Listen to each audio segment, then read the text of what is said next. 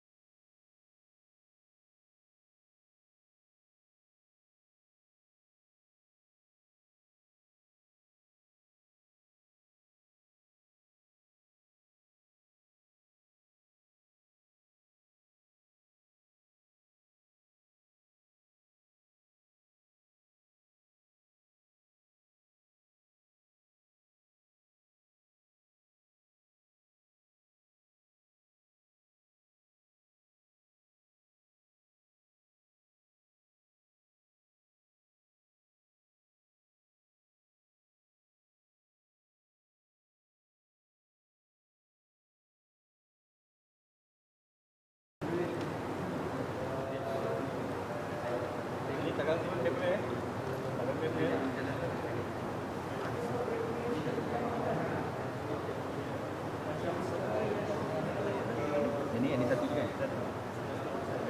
Tu tapi tempat ni boleh clear ke? Tempat ni. Tak, Encik. Kita live nak masuk tulisan ni. Kita duduk tepi. Sini. Okey tak? Duduk atas. Okey.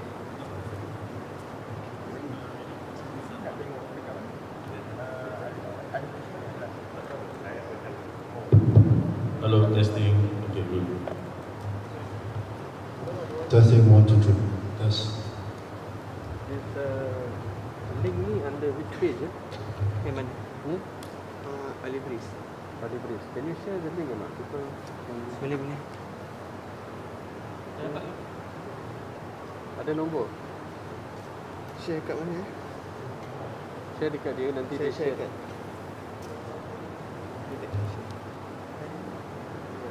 Nombor abang. 19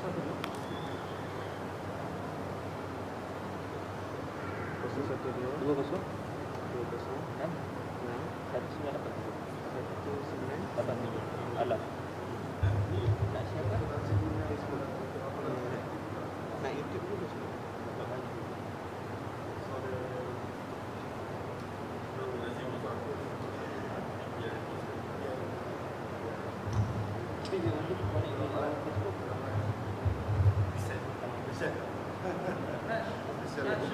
Make sure the angle doesn't see the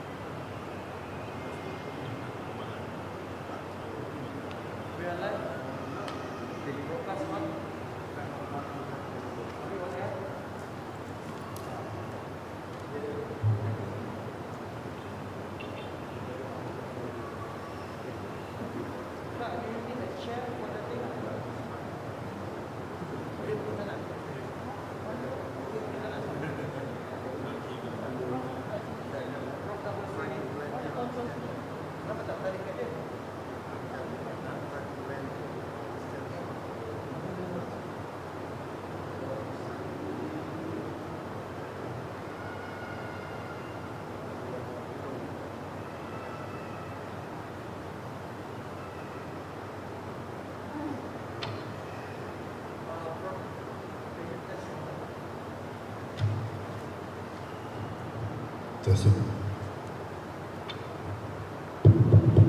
Testing 1, 2, 3. Boleh ya? Sebut dah bagi. Wah, ada kamera.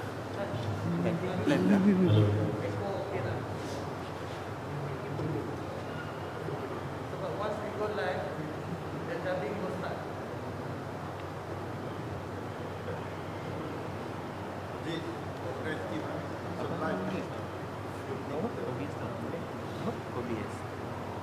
Ya,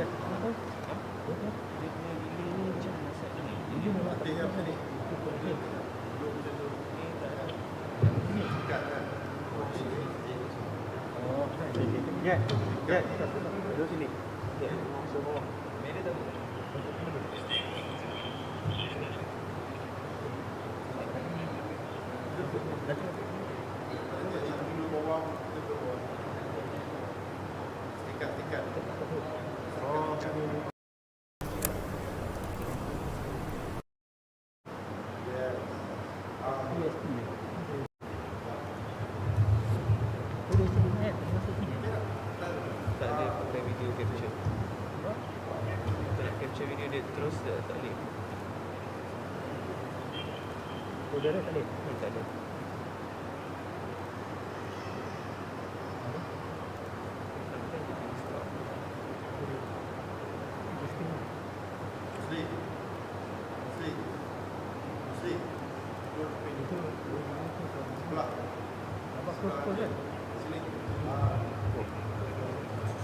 Saya Zudin.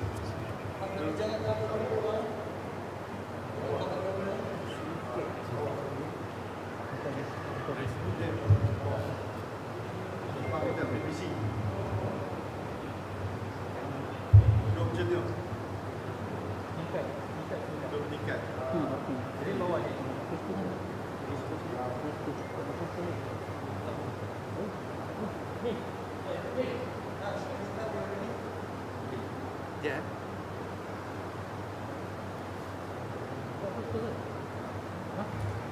Hello.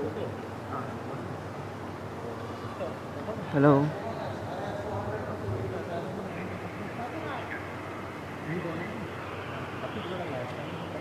Apa yang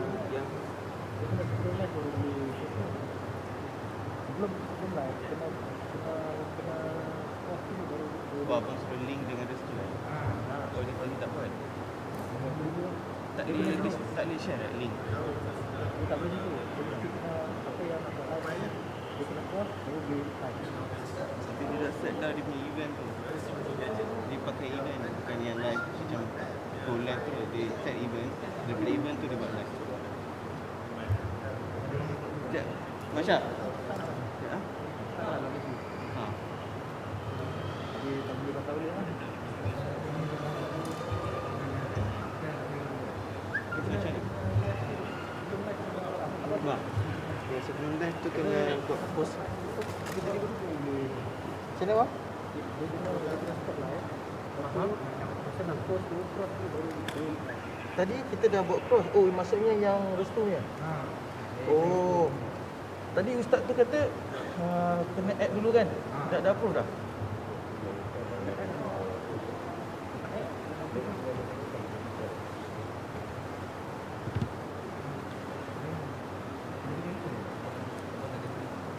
If you stop that, then wait. If you stop that, then you have to use new stream key, right? Ha. Do it lah. Create apa? Tak Facebook. apa, we'll go live to support on TikTok punya platform sebab LinkedIn dah standby. So buat Facebook baru. Bukan pakai event tu. Have to lah what to do sebab diorang nak senang sekali. Diorang nak cross post.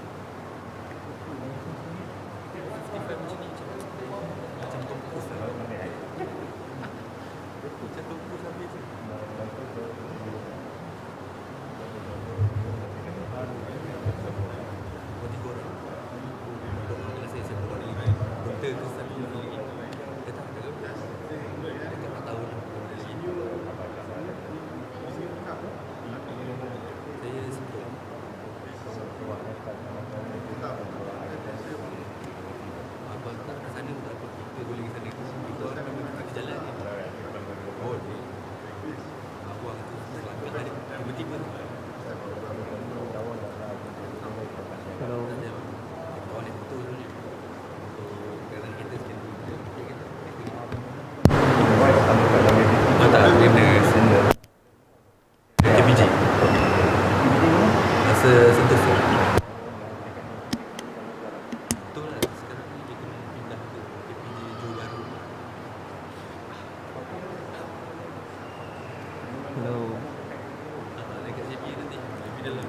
lagi. Abang je. Itu dia pakai mic tau. But I love the process lah. Saya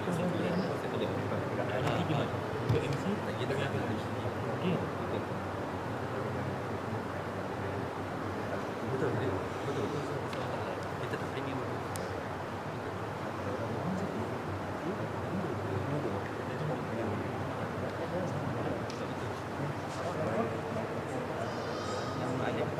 Alif ni.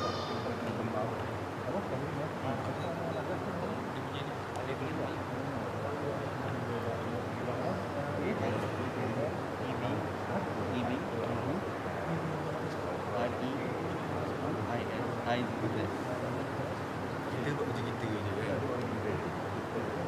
Kita ada same mindset lah sama.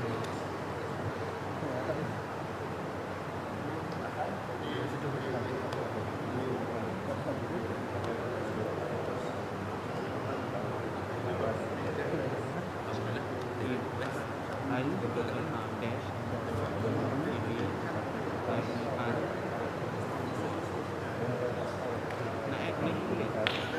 Satu je. Main page.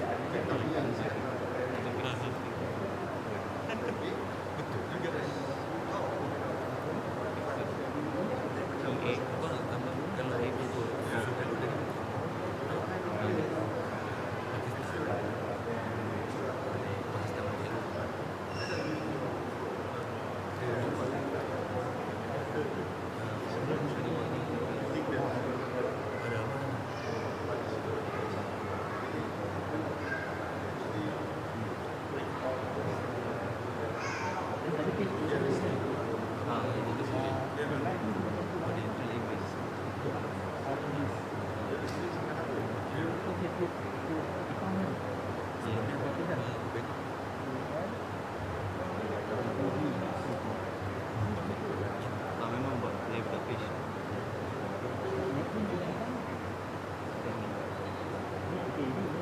Okey. Tapi kita memang belum level page ni.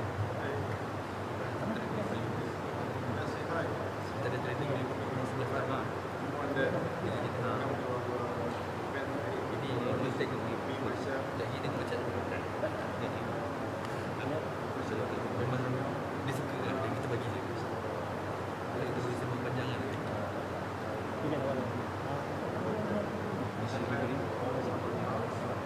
Dekat Facebook.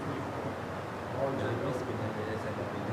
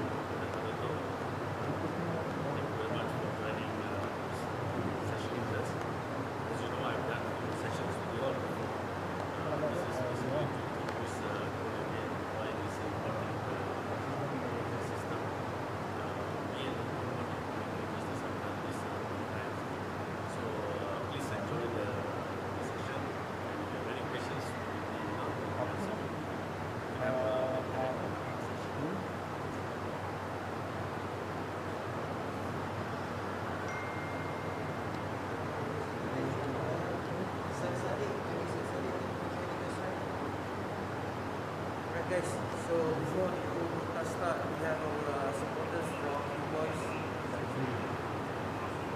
Let's say some sportsmen.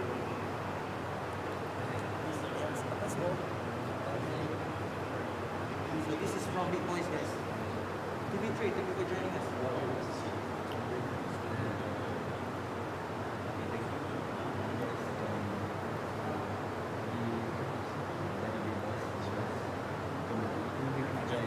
Boleh bagi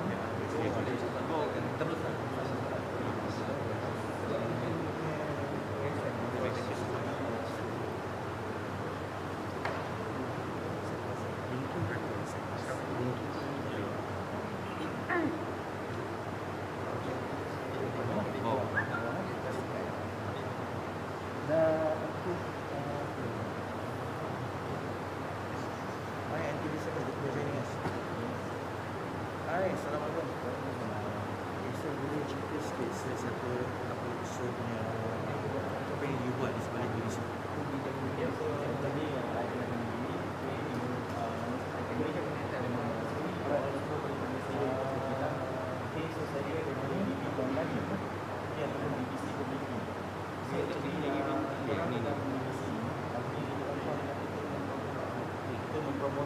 Yang event collaboration yang event tu kan, kita tak live.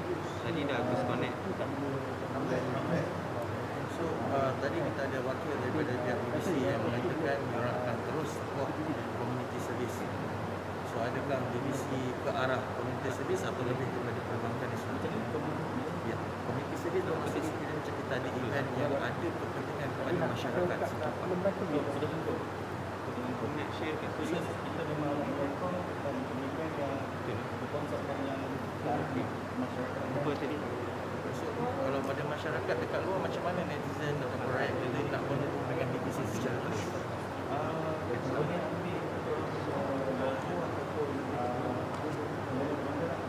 Ada apa-apa website atau social channel? Website tadi.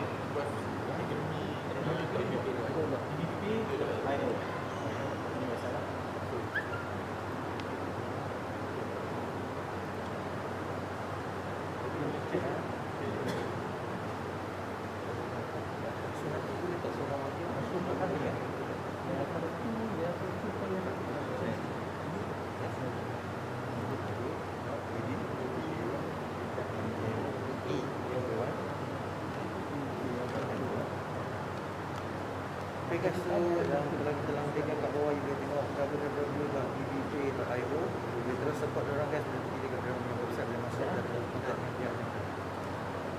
Thank you so much. We look forward to see you guys in the video.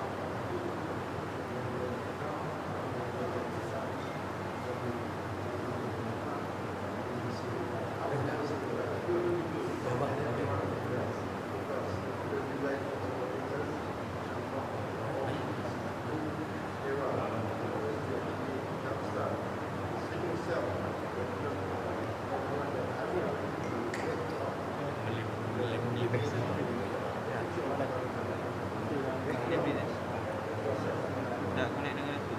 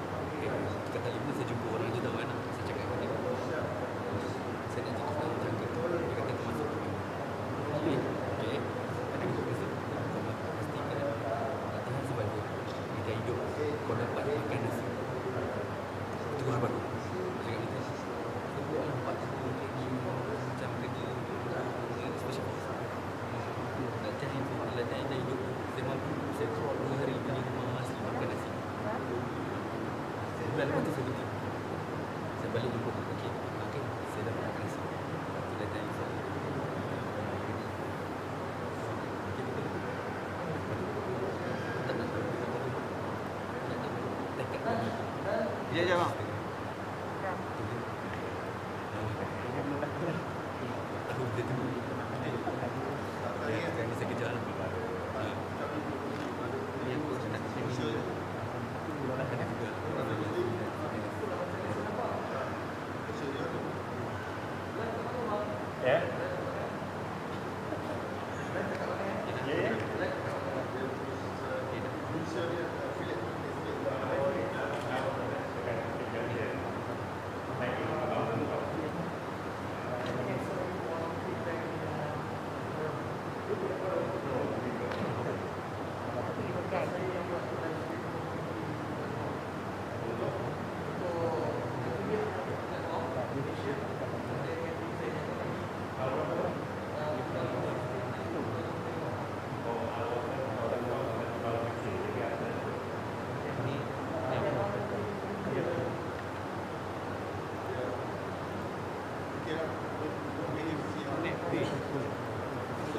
Select dulu. Tadi kata tu. Oh, yeah. Okay. Apa nak? Oh, nak share eh? No, no, no. Oh,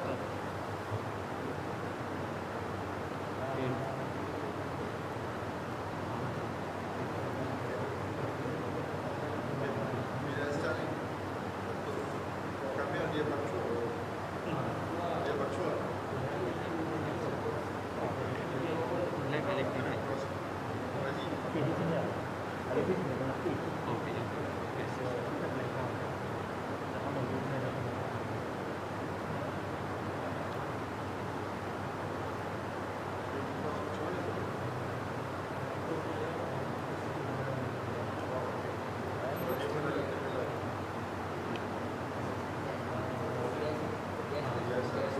Itu guna stream ya? Ni dah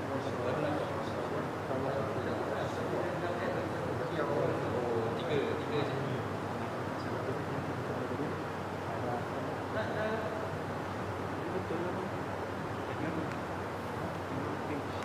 yang tu katanya kita nak guna fix dengan telefon. Yang ni Kita nak guna bawah tu. tak ni. Ya.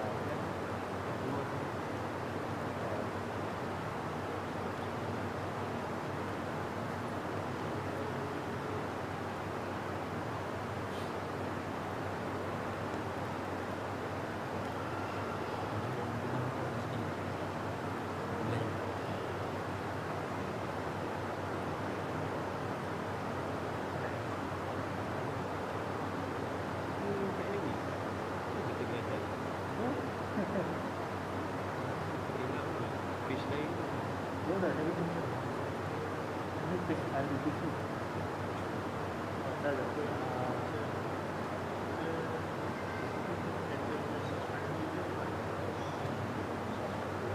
Itu yang nama dia.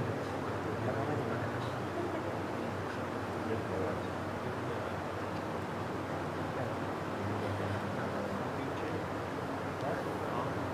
Islamic hybrid.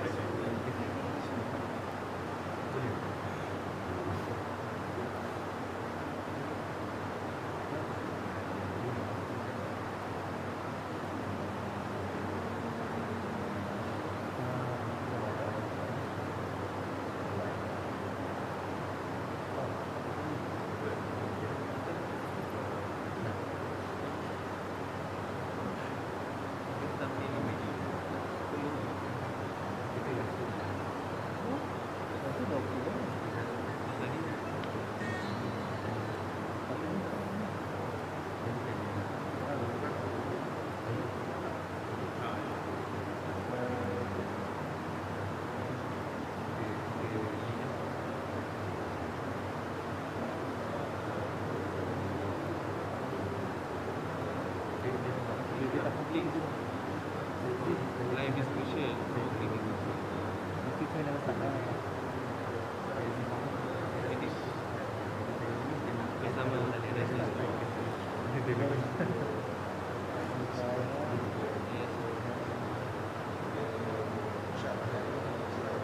Masya. Itu dah.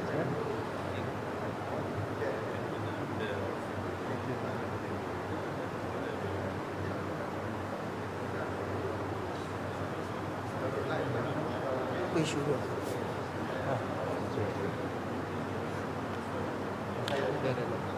Cek itu je. Saya cek itu. Case terus.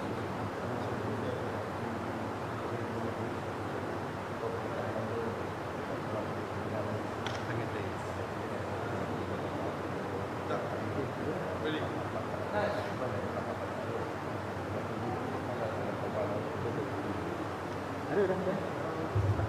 InsyaAllah. Tak lama kerja, saya buat kerja kita je. Saya buat kerja saja.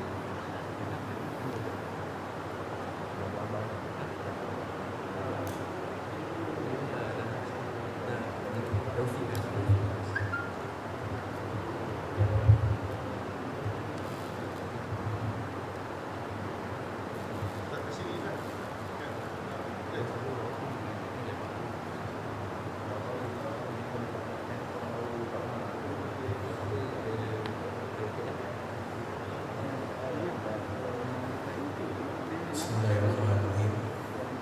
Assalamualaikum warahmatullahi wabarakatuh. Selamat hadir kepada kesempatan pameran pada CEO Ahli Waris Global Capital Berhad Encik Azam Utama dan juga pada BBC Community. Kami ucapkan berulang terima kasih kerana hadir dan support inisiatif kita. Dan tadi kita dah bersama-sama beramai-ramai dengan TikTok Southeast Asia. So kita akan buat satu swap dengan pihak BBC dalam masa yang terdekat. So kita akan teruskan dengan kita punya forum pada hari ini, iaitu bertuju menuju kemakmuran dengan sistem kewangan berasaskan emas oleh Profesor Ahmad Kamil Maidin Merah. Tapi sebelum itu kita beri laluan kepada sedikit bacaan doa daripada Ustaz kita yang daripada Yayasan Restu. Assalamualaikum warahmatullahi wabarakatuh. Bismillahirrahmanirrahim. Allahumma salli ala sayyidina Muhammadin al-Fatih lima ughliq wal khatim lima sabaq nasir al-haqq bil haqq wal hadi ila siratikal mustaqim wa ala alihi wa sahbihi haqq qadrihi wa miqdarihi al-azim. Alhamdulillahi rabbil alamin. Ya Allah ya alim ya hakim ya fattah ya razzaq ارزقنا علما نافعا يا رب العالمين. اللهم ارزقنا فهم النبيين وحفظ المرسلين وإلهام الملائكة المقربين. اللهم اجعل جمعنا هذا جمعا مباركا مرحوما وتفرقنا من بعده تفرقا مباركا معصوما ولا تجعل اللهم فينا ولا معنا شقيا ولا محروما. ربنا عليك توكلنا وإليك أنبنا وإليك المصير. اللهم طول أعمارنا وصحح أجسادنا وثبت إيماننا ووسع أرزاقنا وحسن أخلاقنا ونور قلوبنا برحمتك يا أرحم الراحمين. اللهم اجعلنا من أهل الخير واجعلنا من أهل البركة واجعلنا من أهل المغفرة. اللهم اجعلنا من أهل الجنة واجعلنا من أهل الفردوس الأعلى برحمتك يا أرحم الراحمين. اللهم اجعل مجلسنا هذا مجلسا مباركا لأصحابنا وأهلينا وجيراننا وضيوفنا برحمتك يا أرحم الراحمين.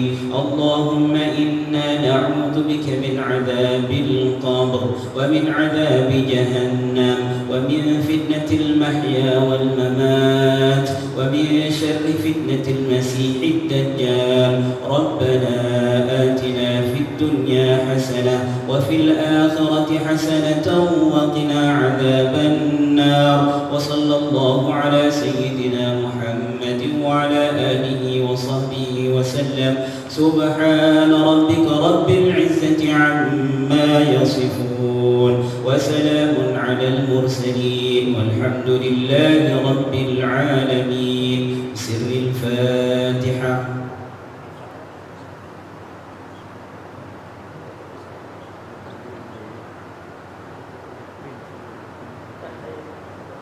السلام عليكم ورحمة الله وبركاته.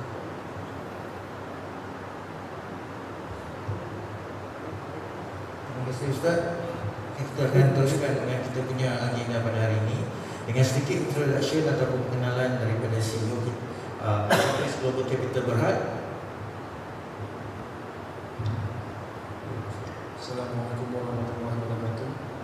Saya mengucapkan terima kasih kepada semua yang datang menghadiri datang live.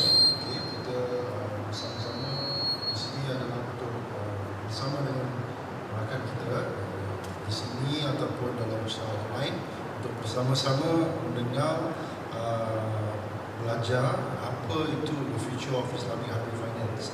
Dan kita bersama saya adalah Profesor Dr. Ahmad Kamil Muhyiddin Mira. He's one of the high scholar kita dalam Islamic Banking and Finance. Dia punya credential dia cukup on time lah, cukup lama kan. But we have the opportunity to collaborate together because dia adalah one of the founding member of MMJ, Movement for Monetary Justice. He's a chairman and he's also the founding member of Al-Ibris pada ketika kita punya foundation dulu. Anyway, perjuangan kita belum selesai. Perjuangan kita untuk memberikan ekonomi justice, keadilan ekonomi kepada semua masyarakat di Malaysia, khususnya masyarakat Islam yang menjauhi daripada riba. Ini agenda kita sebenarnya. Kita sebenarnya adalah halal defender, riba fighter. So this is our agenda, and we are bringing this to the nation of citizen to actually embrace the economic justice yang the education that we are going to provide for you guys untuk bersama-sama dengan kita dapat freedom in economy. This is why we need to learn. This is why we are here today to make sure that every one of our citizens of Malaysia and abroad to actually have this new to digest a new element of ventures that we are providing to you guys. We have engineering, we have architect it, we have convert the blueprint into the reality so that you guys can actually live with that platform which we are providing to you in, day out of your day-to-day life. Thank you. Thank you so much, Mr. CEO. So untuk kita nak sedikit perkenalan daripada Profesor Ahmad Kamil, a bit of introduction on what monetary justice is all about. Thank you very much. Bismillahirrahmanirrahim. Actually, yes, introduced by Nazam. Movement for Monetary Justice was established a couple of years ago, basically to bring forth monetary justice, which is actually not existing, the current monetary system. So the current monetary system is causing a lot of socio-economic problems, which I will be explaining in a moment. And this thing is actually to bring forth this monetary justice so that the socio-economic development is become just, stable and sustainable. So this is what is very important from our perspective. So it's not an easy thing. We recognize that, but as Azam said, the struggle will be on and will go on. Thank you very much. Terima kasih, Profesor. So tanpa melengahkan lagi masa, minta kalau boleh Profesor kita boleh teruskan dengan kita punya presentation untuk hari ini yang bertajukkan menuju kemakmuran dengan sistem kewangan berasaskan emas. Okay, thank you, Mr. Chairman. Okay, topik yang diberikan kepada saya hari ini bisa menuju kemakmuran dengan sistem kewangan berasaskan emas. So I will dia campur-campur lah bahasa Malaysia dengan English. I will present. See the Arabic word, it's actually partly from the Quran. Baldatun tayyibatan wa rabbun ghafur. That means it is basically what you're trying to achieve is negara yang tayyibah dan Rabbun Ghafur dengan pengampunan dan rahmat dari Allah SWT. So this is the kind of, how do you achieve this kind of society? Itu yang we will be talking about today. So let me stand up and walk around because the control is here. So before that, I would like to see what is kemakmuran. So kemakmuran is basically, we look into economics in these areas. Dia ada 4 jenis wealth, 4 types of wealth. One is the most important is the human wealth. So economic development is human development. So under the human wealth, kita ada education. Number one is pendidikan.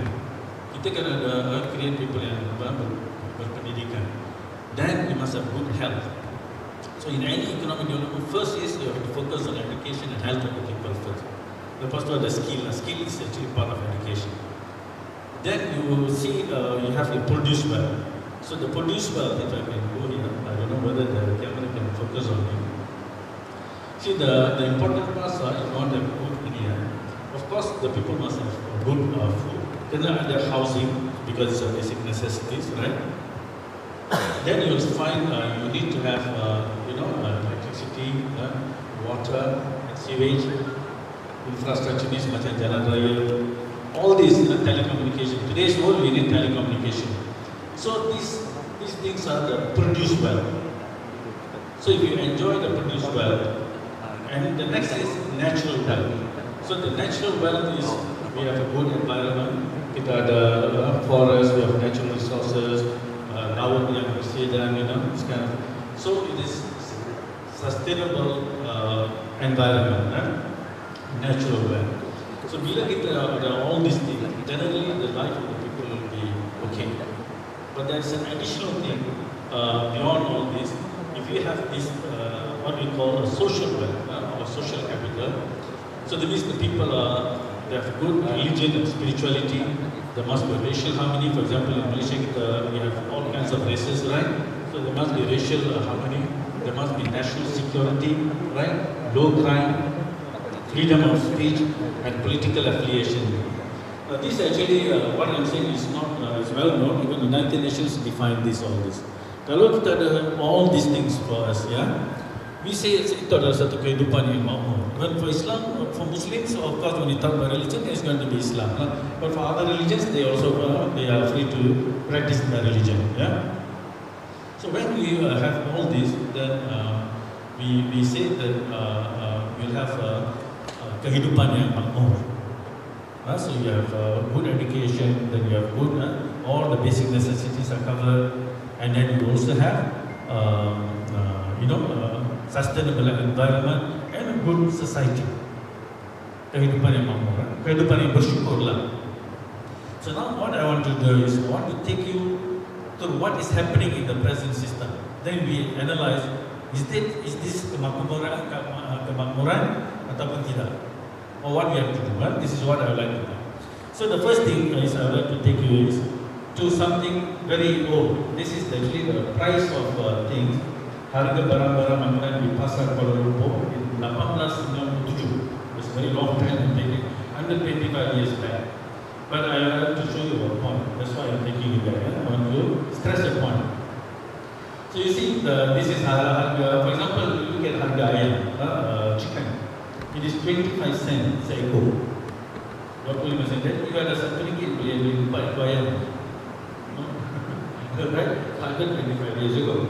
So, and you can also see, for example, let's say, you see the beras, berasnya, you see, it's RM4.10. Satu pikul.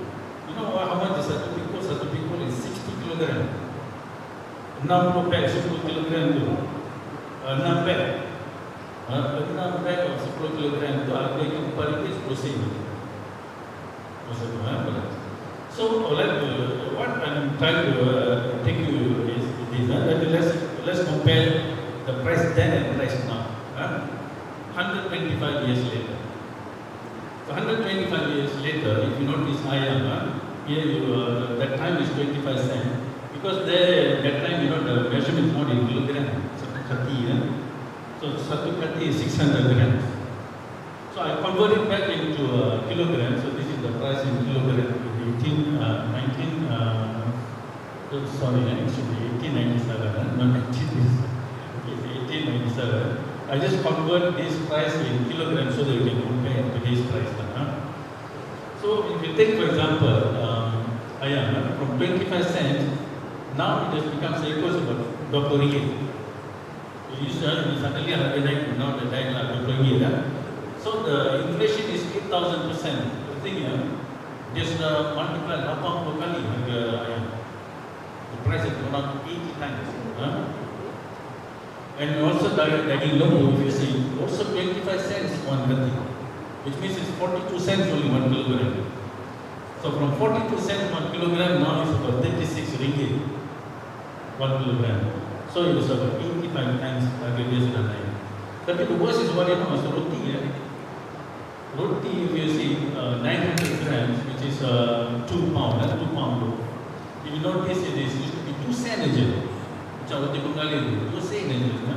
Tapi sekarang you notice it is about 36, what do you call that? Not 36, I'm putting roti okay, 6 ringgit sekarang. Why I put 6 ringgit? Because the roti Gardenia now, actually was only 600 grams, almost 4 ringgit. So if you convert it to similar to this 900, harga dia 6 ringgit lah. So the roti harga is 300 times increase. 300 times. So this is what I'm trying to show you is that the price of things have escalated in 125 years many times, as you can see the last column. So inflation is there. But we need to know later why this is happening. This one. Now, I want to compare to take you to something. This is the actual 1 ringgit at that time. The ringgit in paper money, of course in 1860 they introduced the ringgit. Tapi ramai yang tak tahu, the original ringgit is actually a 20 gram pure silver coin. 20 gram silver coin. And then you have the Kelantan Kupang, which is 0.6 gram of gold. So harga sekarang ni, this one is 80 ringgit. 1 ringgit dah jadi 80 ringgit. And then the gold is now about 156 ringgit, 0.6. Okay? So this is the original money existing at that time. So what actually caused this price to increase? What happened? Why the price increase macam tu? Apa yang berlaku? Is because of the introduction of paper money. Introduction of paper money is what caused the price to go up because it's very easy to print. Emas dengan perak you have to mine the thing, kan? But this one, so this is one picture I always show because to show how Malaysia was defeated politically. Because you see, this is the money in 100 years ago. 10,000 ringgit, just satu kertas saja. So you notice the price kalau 2 sen you can beli so many things. 10,000 ringgit, just a piece of paper. You know what is the purchasing power of this? Sama dengan 10 juta ringgit of it. So if my printer, I just print the paper, once the money is printed like that, I can buy land, I can buy apa-apa. 10 juta ringgit, just one piece of paper. Purchasing power dia. Because masa tu untuk 2 sen, 3 sen you can have your lunch already. Betul tak? So this is how, once they started to print the money, so you see inflation is growing because we are creating a lot of this paper money. So this is to show you the housing, especially for younger generation. Data ini pun daripada Khazanah Institute 2016, 6 years ago. Masa tu pun tengok Malaysia, this is the monthly income, median income, pertengahan. The median income is sebulan is RM5,000 household. So you notice the price of a home, someone with this is normally in economics, what you do is 3 tahun punya salary. So 3 tahun punya salary is affordable. Okay, so jadi 3 tahun, so this is your monthly income. Dalam 3 tahun ni, the total amount of this in 3 years is 188,000. So an affordable house in Malaysia, the median price would be at least 188,000. Tapi the actual median price of home in Malaysia is 313,000. Jadi rumah-rumah pun dah jadi apa? Severely unaffordable. Because dulu waktu this data is seriously unaffordable, but now it's already beyond 5 kali. So rumah-rumah pun now severely unaffordable for younger generation, which is a basic necessity. So the introduction of fiat money, movement of monetary justice, you're saying, it is the introduction of the fiat money that is actually significantly responsible for this. Why the homes have become unaffordable to most of the people. And that has also implications if you notice. Kalau rumah dah jadi tak mampu dimiliki kan, jangka masa pinjaman dari bank pun dah sampai 35 tahun sekarang. You know, when my father took the housing, it used to be just 7 to 10 years old my father's time. When I took, it was 15 years. Younger generation dah 35 tahun. So you continue, dah semakin dia akan ini. So that the system is actually, you have to understand, is actually grabbing a lot of your work. You are going to work normal, macam biasa, tapi 35 tahun of your work is being absorbed by this, the monetary system. We need to see it that way, no? And you can see the system today, most of the money is actually created at the bank by sebagai pinjaman, loans. So that's the reason why the Malaysian household debt also sekarang as a ratio to the GDP is already 93%, which is very bad. So people are all becoming indebted. Semua jadi si hutang, si berhutang. Kalau you jadi si hutang, okey juga. Semua hutang. So everyone is becoming indebted by the system. Yeah. So if you notice, this is from number of bankruptcies in Malaysia. You can see it's growing. You see especially the December after the PKP it has actually increased the number of bankruptcies in Malaysia also. So the younger generation are even becoming bankrupt, for example. You look at the data here. Siapa yang banyak bankrupt ni? Umur 25 tahun, 34 tahun, almost 23%. One in four. Umur baru yang belum mula hidup lagi dah jadi bankrupt. Betul tak? So change of 35 to 44 is 36%. Yang paling tinggi is umur 35 hingga 44 tahun. So you can see the bankruptcy also rising among the younger generation, right? So as an economic, they think, what kemakmuran are we talking about? People cannot afford a home. People prices are rising like this, and then you also find people, young generations are becoming bankrupt, you know.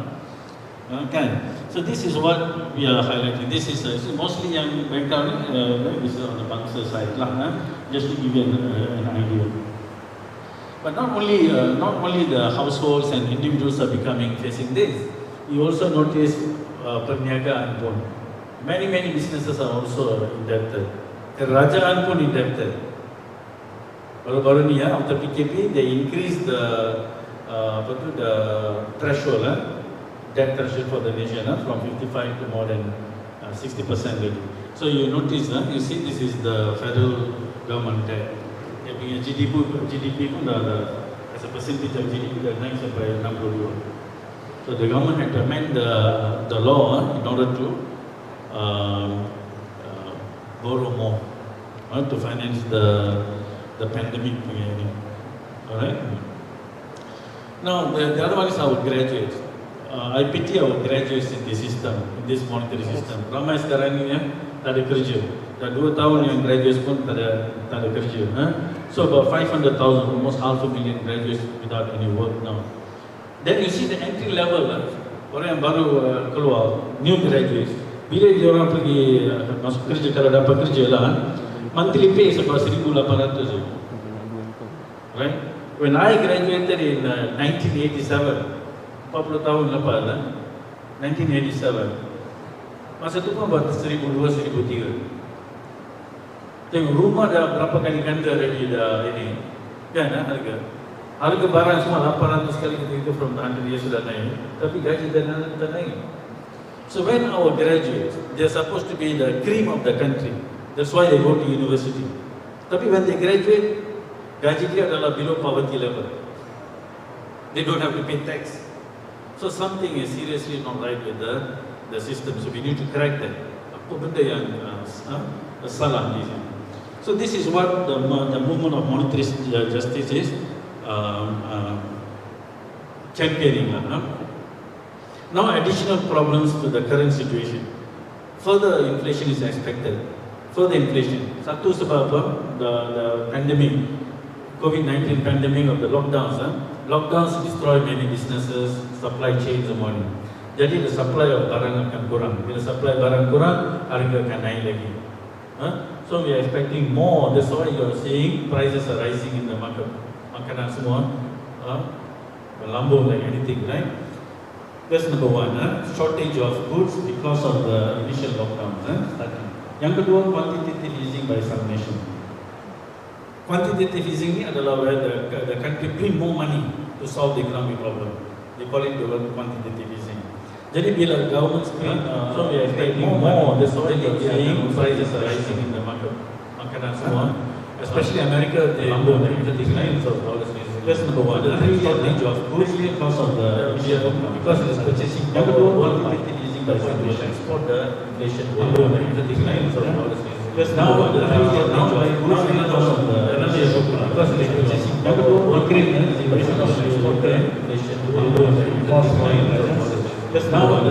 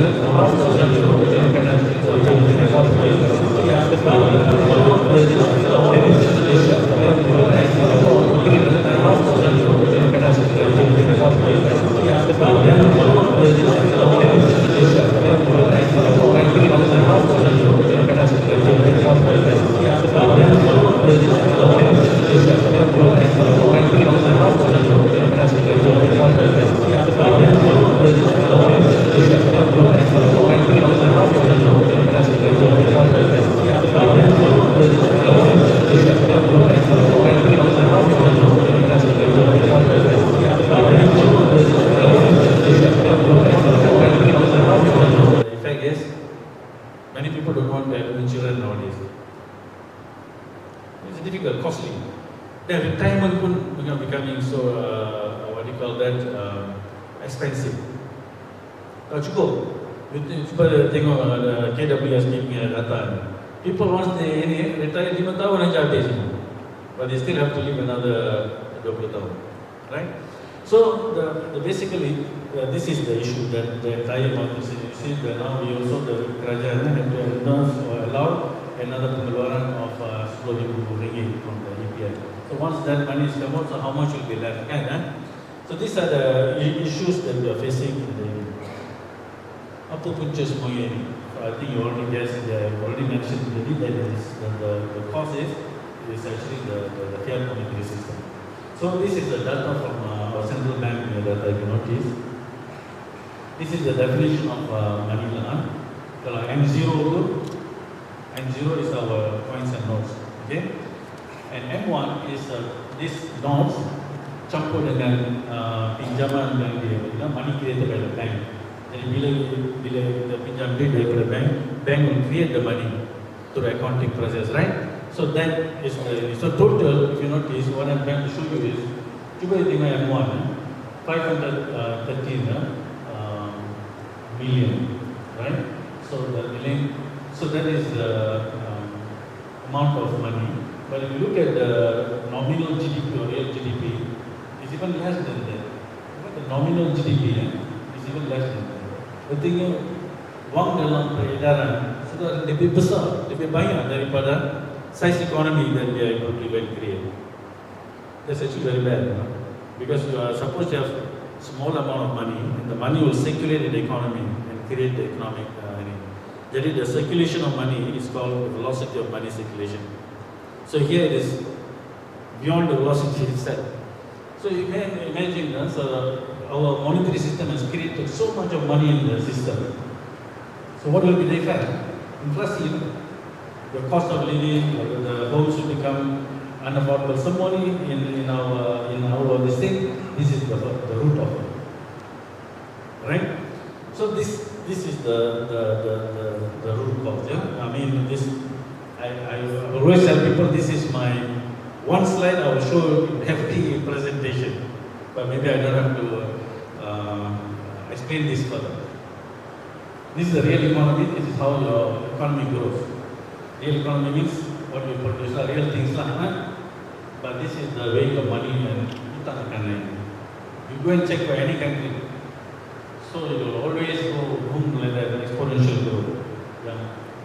These are the peredaran dan real economy. This inflation, the bubbles, the widening gap in income and wealth distribution. So it's part of the design. Yeah. So what we are saying is that again, I'm sorry, these are slides that I always show. So this present monetary system yang kita having, it creates all this, economic inflation and all the problems of the economy. It creates, in society, the crime levels rise. We have environmental problems of the day, unsustainable environment, the politics, the loss of sovereignty, and the shrinking population many nations are facing. Actually, we can actually show you or talk on each one of them actually, but that's not the objective of this presentation. For each one of them, we can show actually how the monetary system is creating all this. So that's the reason why the present monetary system has caused the current economic system unsustainable. So accordingly, you notice United Nations and all these organizations are talking about sustainable development goals. So they are the 17 of the goals. So they are saying yes, all this has become unsustainable. We have to focus on that, but they are not addressing the root issue of it, which is actually the monetary. So if you ask them from movement of monetary justice, all these sustainable goals, you can't achieve them unless you address the root problem of it, which is actually the monetary. Okay? So we realize that these are issues, but okay, apa yang kita perlu lakukan? This is our solution. Basically, what I'm trying to show is that the current monetary system yang kita ada is actually based on riba. So we are trying to address from riba to become a non-riba monetary system. This is what we have to do. So the challenge is big because there will be political and everything there. So what can be done, we do, and then until we get some political will, then we can go to the real solution. Alright, so if you notice, even experts in Islamic banking, for example, Professor Imran Khan Niazi is if you want to understand what riba is, I would recommend this book. Yeah. So he says the truth is that if the strict legal position of Islamic law is adopted, all transactions in paper currency will become invalid. See, to show them this, we are all everywhere throughout the world using paper currency. So sorry to disturb you, sir. So sorry to stop you on the speech. We have a question here by the Asia CEO community. What is your forecast by 2025 for Malaysian economy and how will it impact the community?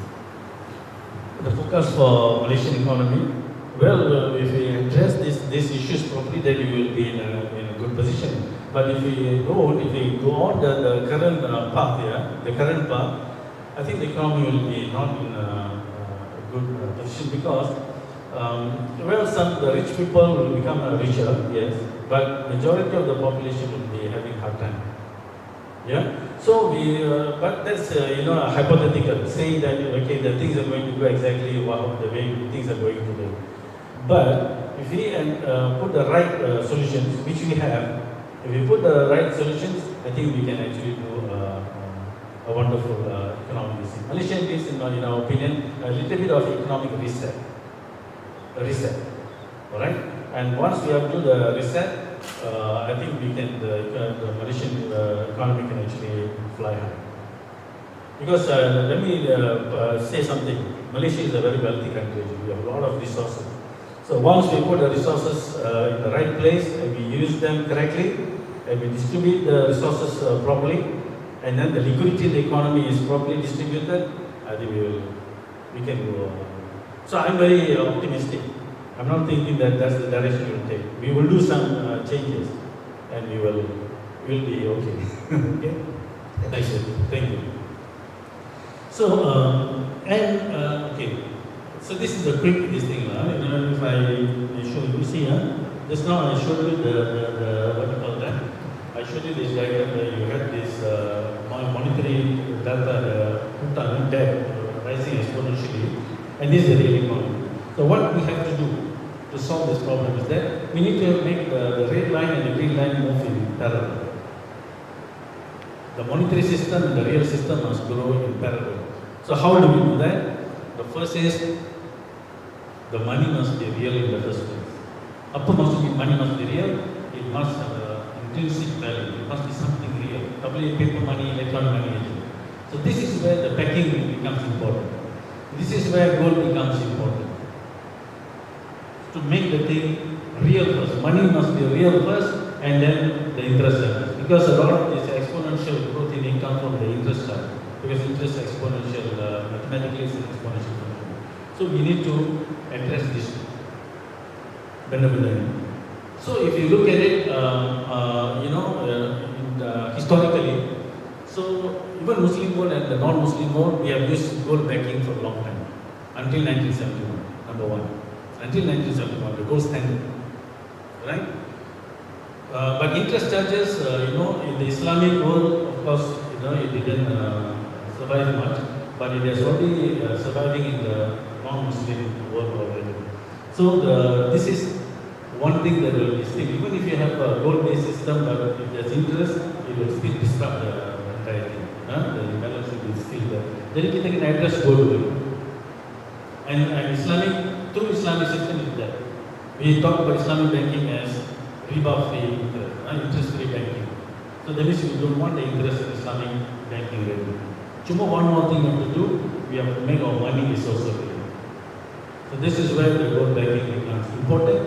If you want to achieve justice, you want to achieve stability, if you want to achieve the sustainability that I mentioned just now. Alright?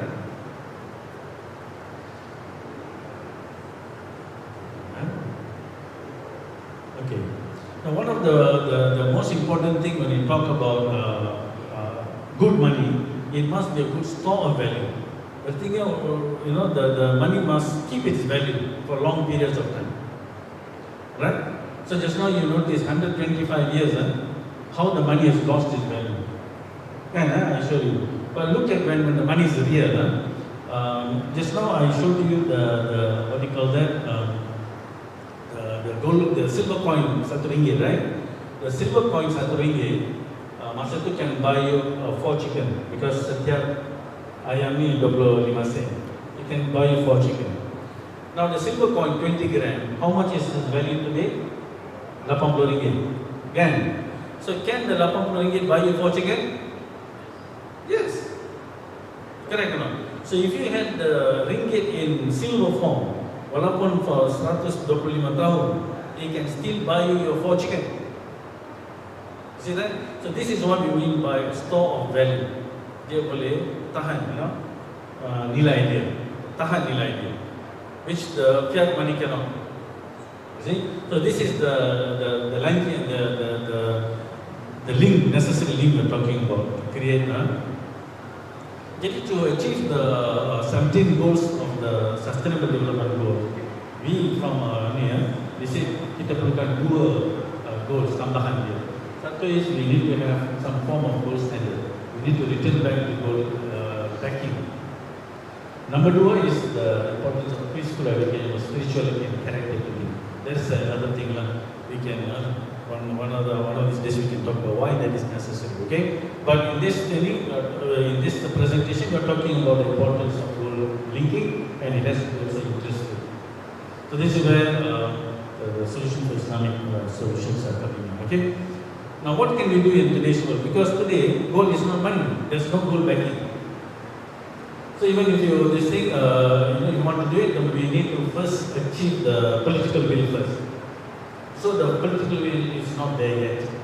So kita lobby until to show that this is necessary. Until So this is the first. So what we can do is that as individuals, as companies, even government, they can do goal-backed financial management. Now central banks of today, they actually champion the fiat money, betul tak? Right? Central bank. Do they do gold-backed financial management or not? No, they do. Because gold is the only commodity held by central banks as a reserve asset. See? They call it high quality liquid asset, HQLA. So even central banks, they know the importance of gold. So that's why they do financial management using gold. Right? So can it trickle around to the government, to the people? Yes. This is what everyone should do also. Until we get a political will that yes, even the fiat money must be linked to gold, which is basically going back to gold standard. So to give you a simple idea of what we mean by financial management, that is, if you have a lot of cash, so part of the cash you get converted into gold first, so that it maintains, protects your value, restore value. Yeah, because if you go to the supermarket, you still have to spend in paper money. So if you ask me, I'm a proponent of gold this thing. But why do I keep this paper money in my pocket? Because if I go to the supermarket or the mama, I have to use this money. Correct? So until we actually have a financial management system. But do I keep all my savings in this thing? No. Get it now? So part of my savings should be actually in terms of gold to protect the value of my savings. This is what I do. To give you an example, these are the dividends paid by Tabung Haji from 2002 sampai 2021. Annual dividend, okay? Tabung Haji is saying today, you need 9,980 to go for Hajj. But I mean, the actual cost is actually 2,900, tapi dia kata dia subsidize lah. Dia subsidize so much, jadi you bayar 9,980 saja. So if you want to, let's say you want to save some money in Tabung Haji in 2002, so that in 2022 you will have 9,980, so that you will pay Haji. Alright? So how much money you need to put when we work backwards, 4,900 apa berapa. So jenis kehidupan RM5,000. You save RM5,000, so the money will grow until 9,000 and then you can go for your Hajj. Now, let's say we do financial management using gold. So what we do is, okay, you plan to go for your Hajj in 2022. RM5,000 ni, RM4,900 you convert to gold masa tu. So masa tu 1 gram RM33 saja. Only about 33 ringgit. So you can buy 151 gram. Masa tu, So you put your savings in gold instead of ringgit. So in 2022, when the price is now like today is 260, when you sell, the value is 39. So you buy a 9,090. So you can go for your Hajj, plus you can have another 29,000 ringgit. So you can enjoy your Hajj nicely. Boleh beli macam-macam ke sana, 29,000 ringgit. Betul? So if you kept all your money just in fiat money, you can go Hajj only. But if you do a little bit with financial management using gold, then you can get additional. This is what we're trying to show. What do we mean by financial management using gold? So Al-Ibris has come up with an app for you to do that. You can buy this thing and later, you should be able to, when you want to pay for something, it will convert your gold into fiat currency and then you pay for it. So you can have fiat money and gold in your savings account. So this is what basically they are doing. Yeah. So there are, just to give you a little bit of knowledge, there are 4 types of money from Islamic perspective. One is where you use the gold coins itself as money, that means you can pay using dinar or dirham when you buy things. Number 2 is the gold can be placed in some bank or some vault. You issue paper notes or electronic records backing the thing. So the electronic record will now move as money. siapa yang perlukan emas tu, they can go to the vault and they boleh just redeem it. So the leverage model is the second one lah. Because when you buy gold at the sink, it's all electronic. The gold is actually in the vault. But when you want the gold, you can go and redeem it. Alright? This is the second one, the model. The third model that is allowed in Islamic thing is, where you buy something good or service on credit. So katakan, I believe from a company something on credit. Jadi I buy it here, okay, I owe you certificate. So that IOU can actually circulate in the economy as money. This is allowed in Islamic thing. So this is one. Tapi kalau pinjam duit tak boleh, I have to buy a good or a service. That IOU can circulate. Kalau pinjam duit tak boleh. Because if a pinjam duit and then you circulate, you create inflation. Right? Then the third one, the fourth is netting system, what we call CASA. That means if you just keep accounts only, all debit, credit, debit, credit, debit, credit, then periodically, monthly or in the we do netting. So this is also good. My favorite is actually number 4. Because I think this can do a lot of good for the economy. Right? But what you are doing, leverage the number 2 is also very good. Because you are providing the financial management using gold. Yeah? Okay, so basically, in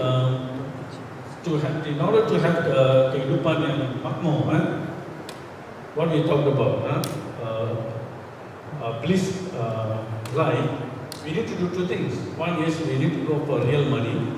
This is what I'm talking about. And number 2 is risk-sharing principles in finance. So risk-sharing principles is where you eliminate the riba. So 2 benda. Satu is one is money. Number 2 is the riba. So these are the 2 things necessary if you want to move towards justice, economic justice, stability and sustainability. So we move on for monetary justice just to show you. I need to promote what we are doing. Today we have fiat money. Most of the money is actually issued by commercial banks. We want to go to the next. We want to tell the fiat money is issued 100% by the government. That's the first. The first step we are telling is all money must be actually issued by the government. So that why you say because if you create money out of nothing, which is presently the commercial banks are doing, right? It's creating money out of nothing, but it's privately owned. Not fair. If the economy needs to create money out of nothing, then it must be publicly owned. Today you see the universities and many of the tak ada duit dah. Government tak ada duit. How can a government say they don't have money when they have the right to create money? Betul tak? So this is the power we want to give back to the government. Government must take back this. But here the caveat is not. The politicians must be honest people. Betul tak? You need a very ethical, honest system that gives the government the right to actually create money in the country. Number 1. Then number 2, we will go after. In that one we call public banking and sovereign money. This one we talk about public banking and sovereign money. The number 3, we go to 100% digital money. Because today we still have paper money, right? 100% digital money by issued by government. When you go to that one, it will bring a lot of advantages for the country. Why? People cannot evade taxes. People fraud pun susah. You want to tipu-tipu pun susah, embezzlement of money, semua tak boleh. So when you do that, the government's income will increase a lot. And then therefore, when the government's income increases a lot, you can even reduce the tax rate. So 100% digital money is good, tapi dia ada disadvantages lah. If I give 1 ringgit to anybody, also it's recorded. So all your spending is actually being tracked. So that's because sometimes people don't want privacy, So this is the digital money. Then gold monetization is there. We do the same thing, 100% money, but then it's all backed by gold. Now this is what we are going in steps. Jadi the next thing is we just want to tell the government, please take back your right to create money. Itu je. We need to take back this. So for people and everything, in order to do the financial management using gold, yeah. So we will use this one, gold and silver backed digital money and e-wallets. So what Albrace is doing is basically this, is a gold and silver backed digital money using e-wallets. That's what. So just to quick idea, what are the benefits of a gold-based system? Number satu, it provides a stable measure of value. This is missing in the present monetary system. Right? It's missing. It's missing. So we need to go for a stable measure of value. And gold is an excellent store of value. I already gave you an example. It's an excellent store of value. And there will be no monopoly of international preferred currency. So if you notice, recently, China, a couple of years back, they established Petro Yuan, but backed by gold. Isn't it? So now that is what's going on, isn't it? Even Russia, Saudi and things, they are trying to move towards Petro Yuan. Politically, it's something very risky to do. You know what happened to Iraq, you know what happened to Libya, right? But that is, from our perspective, it is good for the entire world. But of course, when you talk about sovereignty from the US side, it is not good for them. So how do you solve between these two is the issue. But China has done the Petro Yuan and backed it by gold. Because they see why it is important. Yeah. So this is the what is happening currently. So it is basically non-inflationary when it's backed by gold. I gave you the example. How's the Wasatu ringgit silver coin can still buy you 4 chicken today if you have it in silver form. That tells you that it protects the thing from inflation.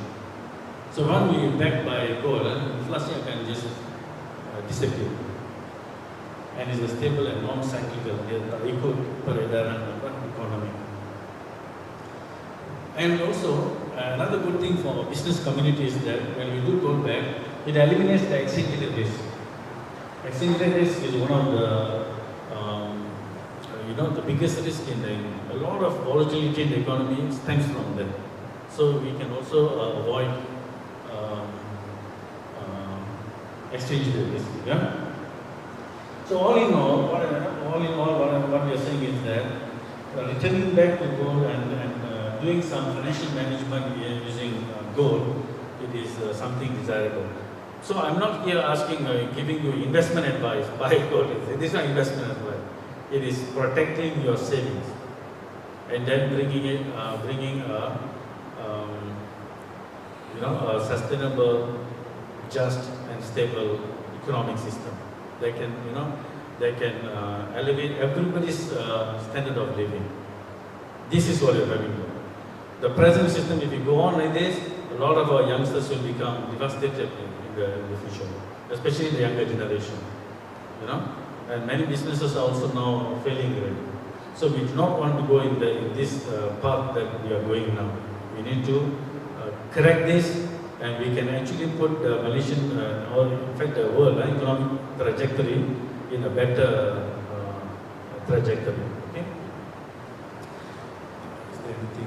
Okay, Allah Alam. Thank you very much for your patience. If you have any questions, inshallah I will answer. And my signature features will always this baby. Okay, why? Yes. Yeah, please. CBDC. Pardon? CBDC. The central bank currency. Okay, if you notice from what I showed just now, the central bank digital currency is, if it is controlled by the government, I will support it. Because that's what the number one, number two I was saying. We're saying 100% issued by government. So if the entirely is the CBDC is the money of the country and is issued by the government, we are for it. Macam mana? Bila macam Prof cakap tadi, bila CBDC ni dilancarkan, yang mana dia di-issue by government, adakah bank-bank semua akan lingkup? Yes. Confirm? They have to follow, because once central bank decides, then the rest of the banking system follow. So this thing carry is this. It must be government issue. You understand what I mean? Yes. That's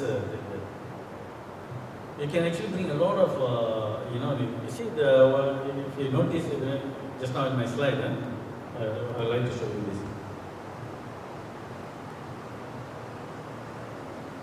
You see, so CBDC is basically comes under this, 100%. That we call sovereign money. Sovereign money is money that is issued by the government entirely. Here's modern money theory, MMT. So modern money theory says government, whatever amount they need, they can issue the money. So let's say government needs to build roads, they have to pay for the school or propaganda. So whatever amount money it needs, it will issue from CBDC or whatever, you just finance it. They no need to say, oh, you have no money, no need. You have the right to issue the currency of the country. If it creates a little bit of inflation, you created inflation, then you use the taxation to reduce back the amount of money so that it brings back the balance back. So taxation under MMT is not a means for income. Taxation is used to control inflation. What is the income for the it is basically the right to create the money. That's called MMT. You can go and look into the writings of MMT, modern money theory. But for movement for monetary justice, as you can notice, it's only at the intermediary solution. We say ultimately the money must be backed by gold in order to bring the stability and sustainability.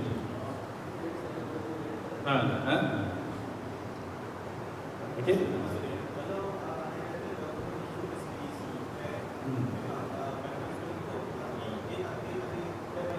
No, initially no. So we take one step at a time. That's why I put macam stairs tu. Atas baru dapat piala dunia. Okay? Thank you for your question. So you can, I hope you understand the path we are taking. Yeah? Satu lagi. Yeah. Yang ni kalau book digital, dia tracking telus. Maksudnya kita spending kat mana, dia bagus untuk rakyat. Betul. Sangat bagus. Betul. So a little bit of corruption nak buat pun susah. Tapi the problem is when you go to area macam pengemis, mengemis pun dia kena. So please, can you scan? Why? Because it has to be digital. Betul tak? So if you give your then you give one ringgit with the pengemis pun is recorded. And under blockchain, it's not one ringgit is given. Which serial number? So if you ada 10 RM1 katakan, 10 unit, setiap satu ada serial number yang berlainan kan. So which one was given to that will record to that extent. So you see, so people want to do it, it's difficult, Thanks, thank you, Assalamualaikum. Terima kasih kepada Profesor. Seterusnya kita menjemput Dr. Azam untuk sepatah kata sebelum kita terus. Kenapa kita ada soalan yang berkali-kali diajukan. Kita harap dengan sedikit, selepas sedikit perkenalan daripada Encik Azam, dan kita boleh terus pada Q&A session. Silakan. Okay, first of all, ucapkan tahniah Profesor Dr. Ahmad Kamil dari Merah, kita punya otai and scholar dalam Islamic finance and banking. Kita punya orang lama yang banyak berjasa dalam negara kita ni. To be honest, banyak yang belum tahu.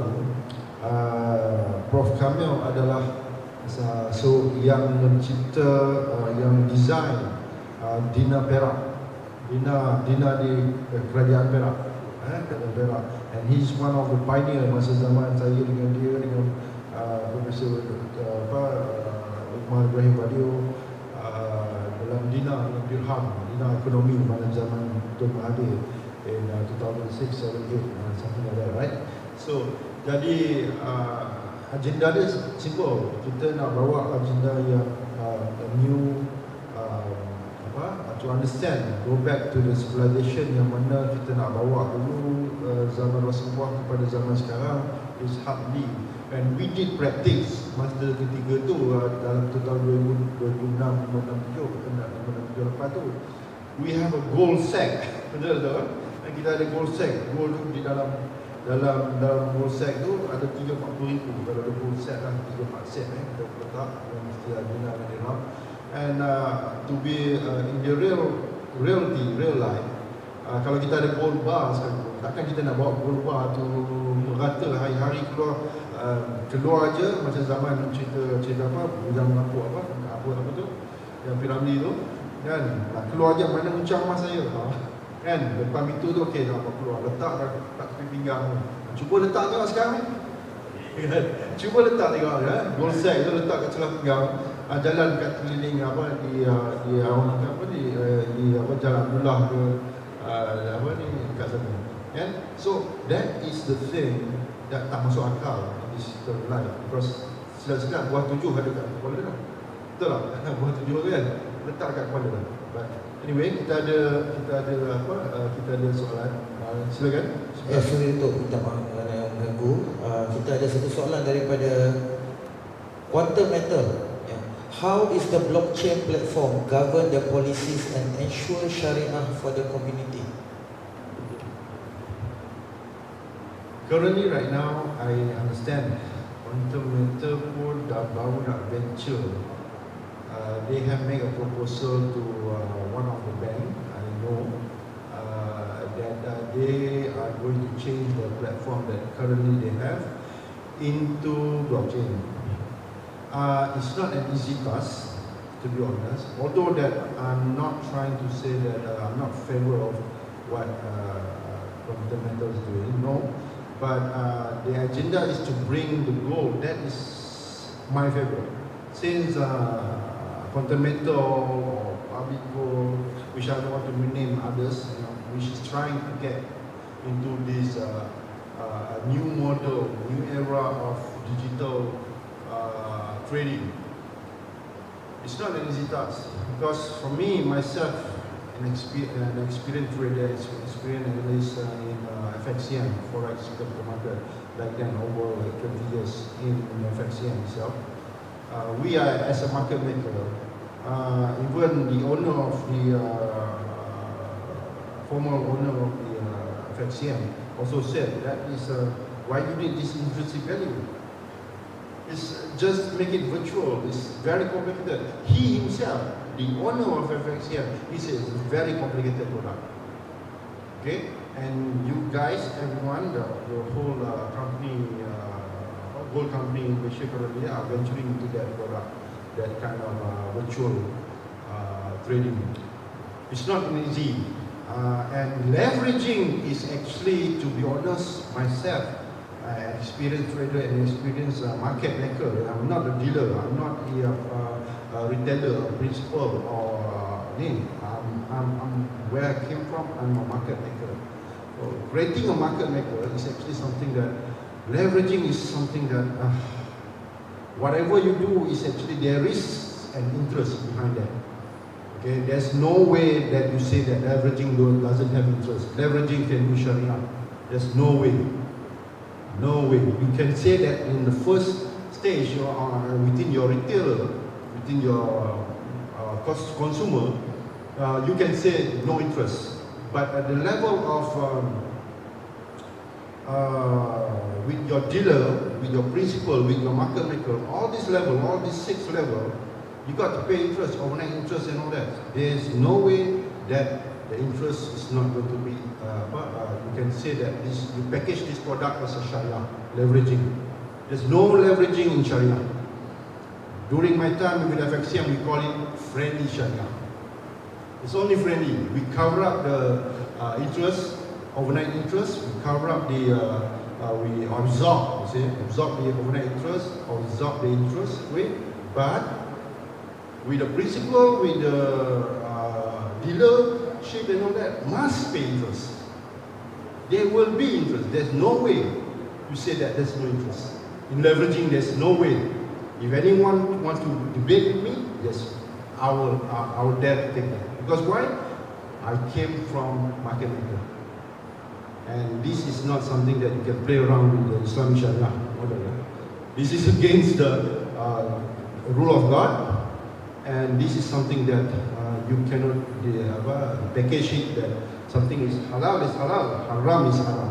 You cannot mix that together. And for me, backing into the blockchain is a very good idea because it created the serial number. This is what we are doing currently. We're in the stage of React technology, React Native technology, which is we have crafted that technology until we design and we engineered it to the form is tagging back by every serial number that we the purchase order or the trading orders. Okay, it's paper trail. It's paper trail straight away to the serial bar or to the dinar or dirham coins. Right? And all these coins we are actually kedai emas.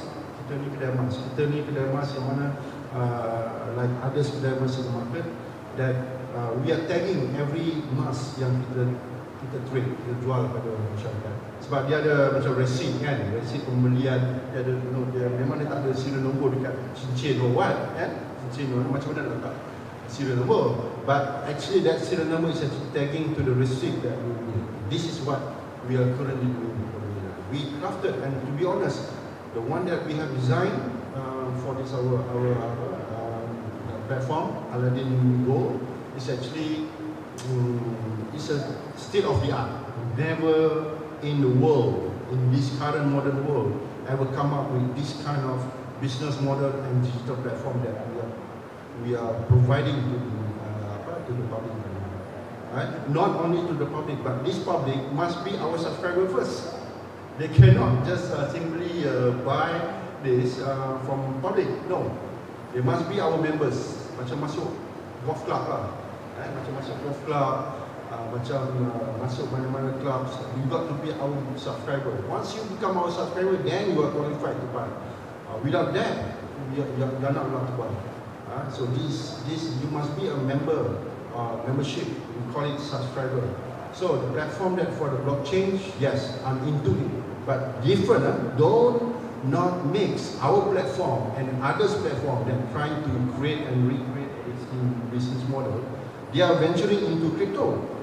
This is another blunder that's going to be very soon. It's a matter of time only. Of course, because at the time in 2013 when we tried to create a new digital economy, which is in 2013, they call it Habib Banking Grant. Okay, I'm one of the members who actually become one of the participants, our colleagues. We try to architect what's going to happen for the next 10 years. This is what I have seen 10 years back, in 2013, almost 10 years back. What happened now? We already foresee at that time, 2013. And now is the time that I think that you say all this Bitcoin, I'm not against it, but to pack it as Islamic value or Islamic principle, compliance, no, it's not going to be a real compliance.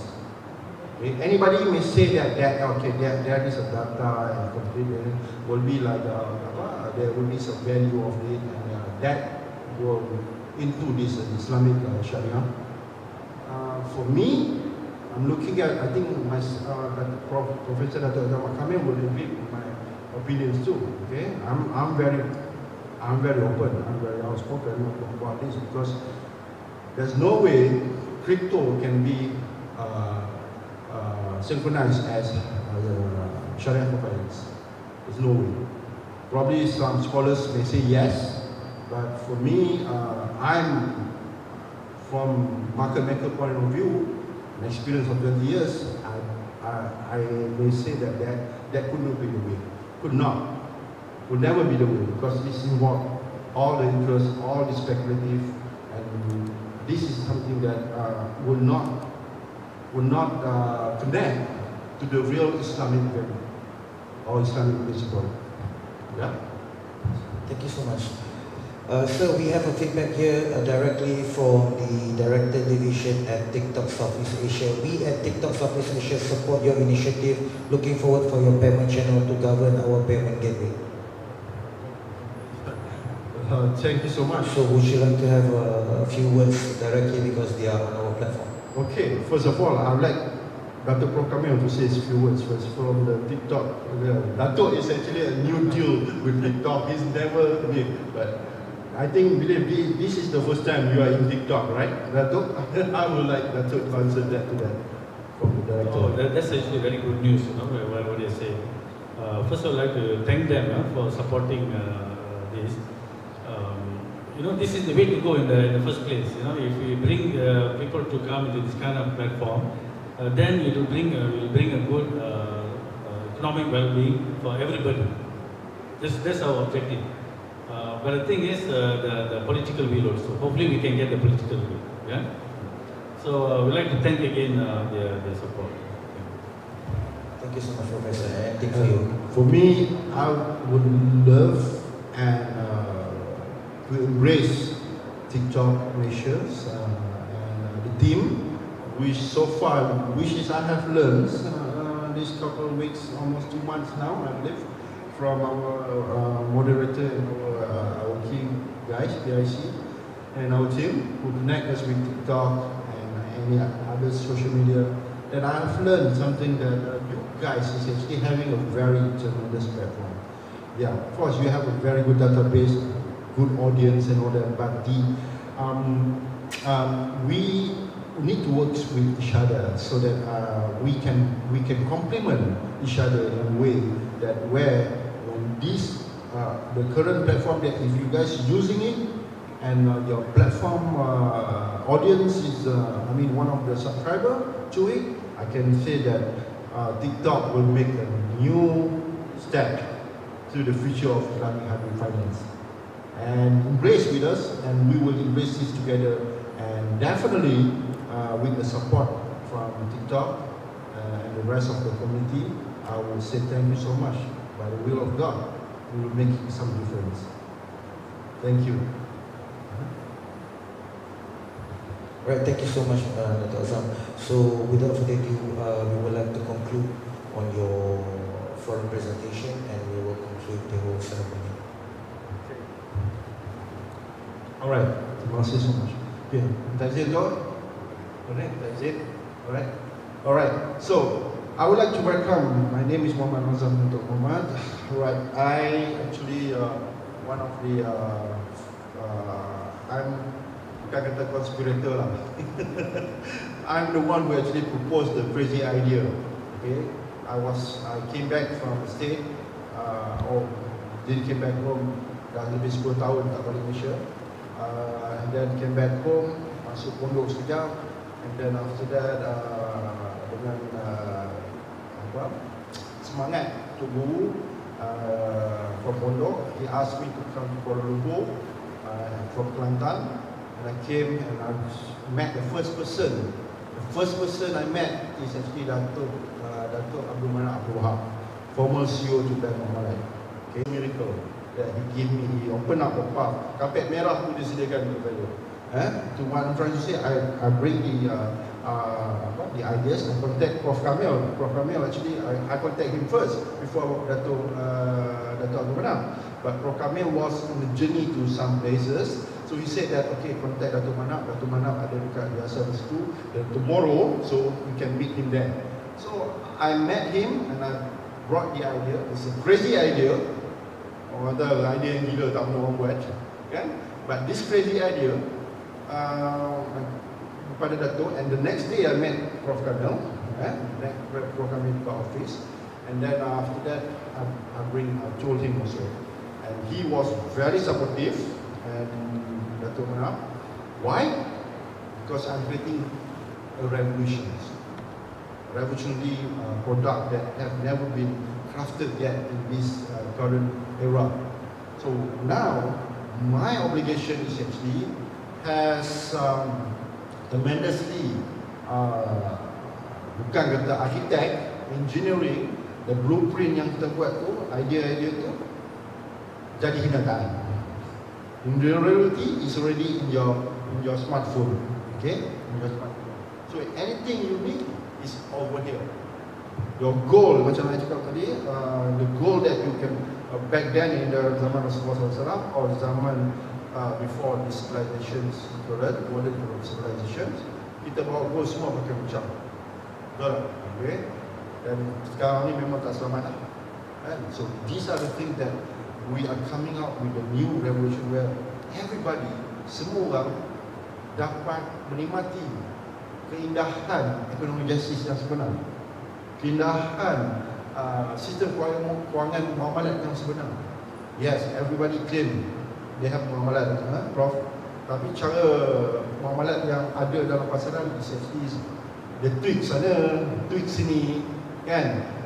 Dia macam kisah dia macam ni lah. Zaman Nabi Allah Musa AS, when they said that Allah forbid di kaum dia, his race, not to fishing on Saturday, they make a trick, they make the plan. They cannot fishing on Saturday. So what they did is on Friday, on hari Jumaat tu, diorang letak jala, kan? Lepas tu hari Sabtu tu betul lah, they got because God forbid them to actually fishing. They did not, because hari lain semua ikan kurang. Hari Sabtu je ikan banyak. And but they put the plan, they letak net. Hari Sabtu dia tak buat, hari Ahad dia ambil hasil tangkapan ikan tu, fishing tu. So what it say? You are tricking the forbidden act that Allah has released, Tuhan dah kata itu adalah forbidden, jangan buat, tapi you buat juga, walaupun you tak buat hari Sabtu, but you trick Allah SWT. You trick the system. How you trick it? You trick put on Friday, Sabtu tak buat apa, hari Ahad you collect the whole hasil. And now what happened to them? They was cursed to become monkey. They was cursed to become monkey. Alright? These are the kaum yang berlaku sekarang ni. Alright? And to be honest, what happened in this current life, kita jangan nampak sekarang orang manusia jadi kena sumpah jadi batu, kan? Dari batu jadi apa lagi tu? Jadi monkey macam model, kan? Tapi sikap-sikap manusia yang ada sekarang ni, fikirlah sendiri. Sikap-sikap manusia, sikap-sikap pemimpin, okay?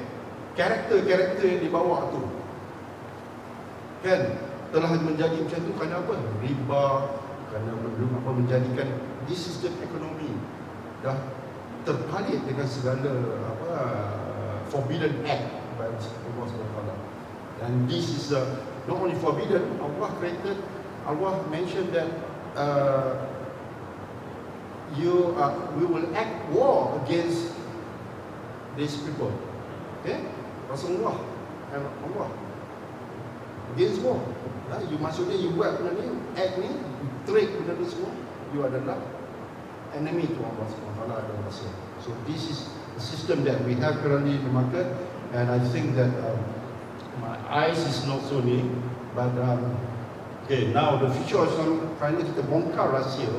Kita bongkar rahsia kita tengok sistem kewangan Islam sebenar. Okay, sedapkan anda. Okay, what we have currently right now is actually kita dah ada playbook kita. Kita dah ada playbook. Playbook kita apa? Quran dan hadis. Okay, we go back to our playbook. That playbook will actually safeguard us in civilization. As analyst, saya pengkaji research dan analyst, saya buat trading, trend trading tu sentiasa repeat by itself. Okay, historical pattern always repeat by itself. And Abdi Datuk pun ambil almost of the data, almost of the research from the historical data, right? So everyone researcher dia akan bersikap macam tu, analyze the market. So what I have analysed, what we have in the back then, bila kita dah terpesong sikit, kita kena balik pada the principal value, which is the basic. The basic is jual beli yang sah dalam akad. Dia kena ada akad dia. Pembelian dulu kita ingat masa zaman sekolah tu Prof, kecil-kecil tu datuk saya selalu kata, beli ni kita bayar ni, saya beli saya jual, okay. Orang ni pula ni saya jual, saya beli. Masa zaman kecil-kecil datuk saya dah ajar dah. Dengar tak sekarang budak-budak sekarang zaman this millennial nak kata okey pergi dah, okey saya beli saya jual, okey, kerana Allah SWT. Okay, ada tak? Boleh kata 99% lah, tak dah hilang, right, dalam kegelapan tu. So that these are the things that why hilang dalam kegelapan tu? You know why? Because the current economy, the nation economy has been blinded by riba. Itu yang berlaku pada zaman Uthman Empire. Kejatuhan Uthman Empire because of that, because they introduced riba. And that riba is actually Allah kata apa? 3 golongan. 3 golongan. The first golongan akan yang menerima, the receiver, the one the giver, yang memberi, dan golongan yang mencatat. Okay, mencatat ni selalunya apa? Siapa yang selalunya catat rekod ni? Accountant, account yang pemegang account. Siapa lagi? Banks, okay, institution. Dia mencatat rekod ke? Rekod-rekod yang semua dia mencatat. So jadi banks ni mencatat segala hasil-hasil forbidden act daripada Allah SWT. You just imagine that. That is where kegelapan timbul. Allah curse these 3 golongan. The deafness in the ears, veil in their eyes, dia akan tutup mata ni jadi buta, telinga ni jadi pekak, and blacken the heart, gelapkan hati. Sebab tu golongan millennial sekarang, minta maaf cakap, dan kata golongan millennial termasuk family, parents tu sekarang ni dah gelap hati dah tak nampak, dah tak boleh dengar, dia tak ada sifat akad tu. Balik pada pangkal, sifat syarat-syarat dia untuk membeli atau buat trading adalah dengan buy and sell, iaitu menggunakan akad. Kalau tak cakap pun dalam hati cakap pun dah cukup dah, dalam hati je. Alright, but these are the things that is not being introduced most of the instrument yang ada di Malaysia sekarang. Alright, katakan kontrak yang mana pinjaman mengusir ataupun menjual ni tidak boleh, macam Prof kata tadi, dia tak boleh buat pinjaman, kan? Dia tak boleh buat loan, dia tak boleh. Sistem yang kita design sekarang ni, kita itu bukan dia ada satu smart ownership yang kita design. Dia bukan pinjaman. You lock the price, okay? You lock the price. Dia panggil hamish jidyah. Okay, sistem hamish jidyah. You boleh beli, contohlah sekarang ni orang biasa nak beli 10 gram ke 2,500, tak mampu, normal people, dia boleh lock the price. Kita sediakan harga lock, kata harga lah sekarang ni 250, katalah 250. Sekarang ni dia beli, dia bayar deposit. Deposit tu bukan deposit yang ni, hamish jidyah, security deposit. But that security deposit, because Al-Ibris, alhamdulillah, we have amanah warisan Mahat, iaitu public independent trustee, yang mana segala trading anda tu, hamish jidyah tu, security deposit plus the first advance payment will be recorded dalam trustee account, bukan dalam company, ya. Company will receive it and then noted dalam kita punya trustee account. That trustee account will actually away from our company account. Sistem macam ni belum ada gold company ataupun gold offering company yang buat sistem macam ni, tak ada. They don't have that. So we have a third party, independent public trustee who actually handle all your gold, including whatever security deposit that you have. So this is where bila kata harga 250 sekarang ni, you bayar 10 gram, kata 2,500. Baru ni last week I think harga naik sampai last 2 weeks harga naik dah 284, kan, sampai 284. 284 masa tu kalau katalah you dah bayar complete 6 month period ataupun 12 month period atau 18 months period, then the security deposit will be returned back to you. Itu proses dia, return back to you, and you akan dapat the serial number.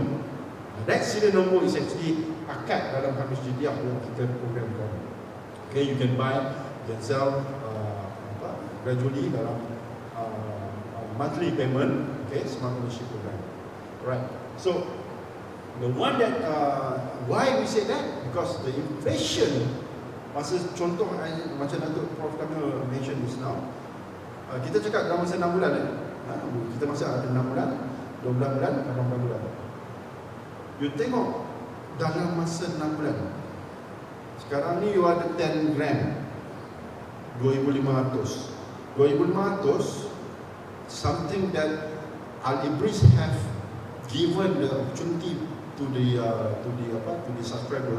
What they can do is actually they buy that product of 250, tapi harga masa dia dapat serial number tu 6 month atau 12 month atau 18 month, kalau lagi lama lagi naik lah. Kalau kata 6 bulan ni, dalam masa 6 bulan hujung tahun ni lah, insyaAllah hujung tahun ni pun dah lebih kurang 2,300 dah. Dalam kita punya all the market analysts in the world and in the local, they have predicted, they have analyzed, they have forecast that the gold price will go to from 250, 26 ni sekarang ni akan naik kepada 325 macam tu, atau 350 tahun depan tau, expected tahun depan. So these are the things that dalam masa 6 bulan hujung tahun ni you dah dapat that. So that defeat the purpose of inflation. Datuk kata one chicken last time one ringgit coin perak, which is berapa gram tu? 20 gram. 20 gram bernilai RM1. Okay, RM1 tu adalah bersamaan dengan 4 chicken. 4 chicken. Sekarang ni chicken satu berapa? Kena tanya perempuan. Chicken berapa? Dekat RM14, RM18, okay. You dapat 4 juga. Betul tak? Back then masa kita buat dinar dulu, masa tu harga dinar baru dalam 100 lebih tu 80 ke 100 plus 1 dinar tau. Tapi bila kita dah masuk dalam ekonomi, tiba-tiba dia naik jadi 400 dekat 500, almost 500. When I left Malaysia that time tu, masa tu harga emas, harga dinar baru dalam 400 lebih. Fluctuate lah, fluctuate, alright. Balik Malaysia sekarang ni dah 1,200. Right? 1,200. Okay, 1 dinar, if you go back to the civilization of Rasulullah SAW, historical pattern from that past, right? 1 dinar is equivalent to 1 seekor kambing. Seekor kambing back then, kira kambing masa tu murah lah. Betul tak tu? But then, masa kita tinggalkan, masa kita start buat tu baru 100 lebih, 200 lebih, lepas tu naik sampai 300, naik sampai 400, fluctuate sampai 500 ya. When I left Malaysia, 1 dinar tu dekat 500, but seekor kambing juga. Because saya biasa beli kambing dengan saya biasa beli kambing lah. Saya bagi pada tahfiz ni kan, beli dah booking lah, siap masak lagi tu. Siap ada tukang masak saya siap. So these are the things that we give to the ni. So right now 1 kambing dah ada 1,200. Betul tak price? 1,200 tu kan, tak masuk upah masak lagi. Upah masak lagi pula kan. These are the inflation which is in this current system has defeat. The current system has defeat the Islamic principle. We suppose the Islamic principle must defeat this current system. Dia terbalik. You know why? Conventional trading kita kenal tu kan. Majority of the analysts in the world, local or global, abroad, they say that in conventional trading, especially in leveraging trading, Dia kata apa? 99% is the loser. Betul tak? 99% is the loser. Especially in leveraging trading, I'm saying again, especially in leveraging trading, futures, option, and so on, right? Ada dalam masalah sekarang. 99% is a loser. 1% only is the winner. That is the normal. That is the standard for this kind of trading. I just can't make sense, but people say that okay, leveraging, masuk dalam leveraging in gold, you are a winner of, you're a winner. In leveraging, this cannot be. But if you are not doing leveraging, the right principle of Islam, then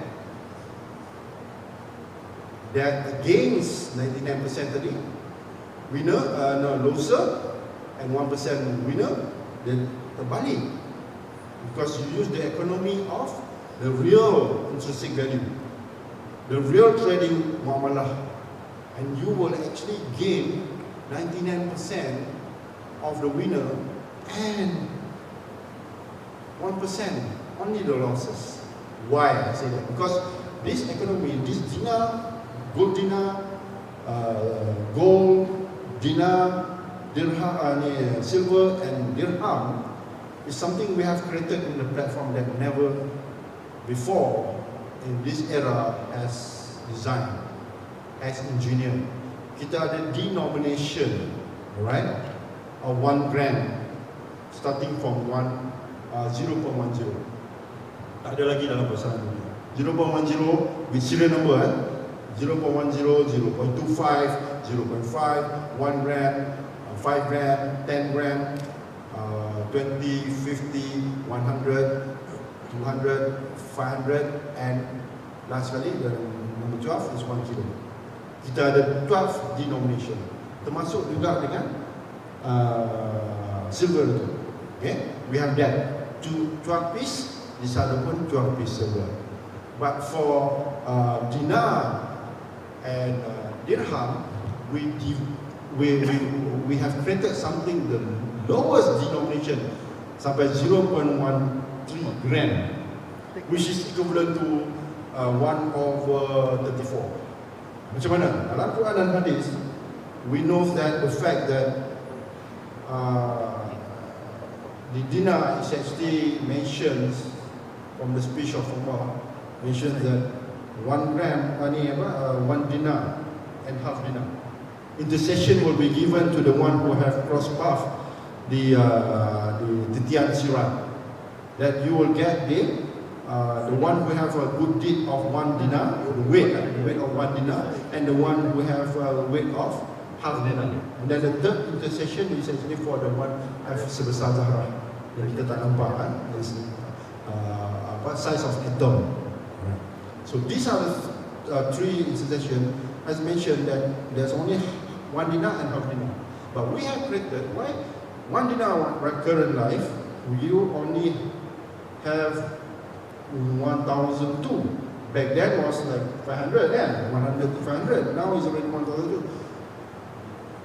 Our normal basic salary for current normal people is around 2,000. So if you buy 1 dinar, you can't process yourself to actually earn a living. 2,000 tolak 1,200 simpan dinar, macam mana nanti, betul tak? Sebab tak boleh, ada balance lagi 800.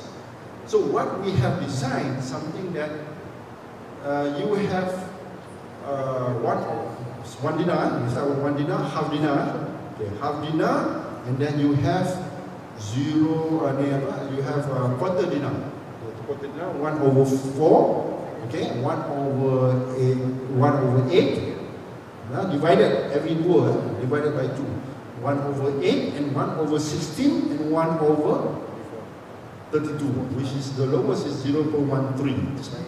Sebesar tudung pen saja, kecil lagi pada tudung pen, very small. I have designed and I have physically, and that physical is actually recorded as a serial number. These are the things that never been designed in the current era. I have designed that. and including the dirham also been architect to the level until 1/32, the smallest one. Alright, so berapa sen dia, kita boleh bayar pakai sen je. So these are the system that we have created for the subscriber to use the system to avoid the inflation. Contoh, example, we have made a prototype, right? We have first in time, we have paid our team member, our employees dalam Alibris itu okay, and then all the panelists kita dah bayar pakai gold. We pay them by gold. Gaji salary setiap bulan dapat by gold. Yeah, they got paid by gold. Our Syariah principle, our Syariah punya siapa nama ni? Syariah advisory board panel also been paid by gold. When they paid by gold, contoh, ambil the contoh. Sekarang ni gaji katalah 2,500. Dia punya gaji lah seseorang.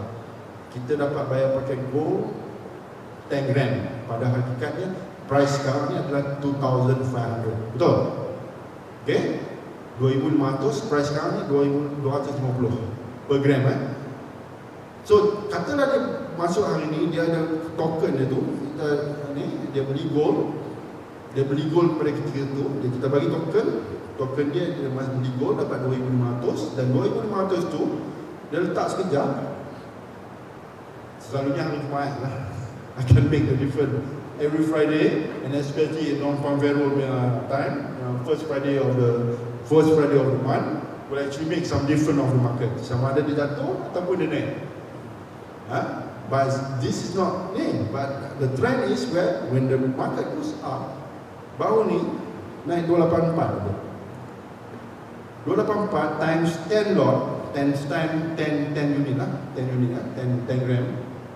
You already gain 300 lah. Betul? So gaji pada bulan ni you dapat dah daripada 2,500 jadi 2,800. Itu baru hari ni. Sekejap ni. Hujung tahun ni tak. Dan pasti dia paling rendah tu 300. Right? And then after that next year setelah pergi 2324, 325 ataupun sampai ke 350 per gram. Gaji you dalam masa setahun naik 1,000. Gaji.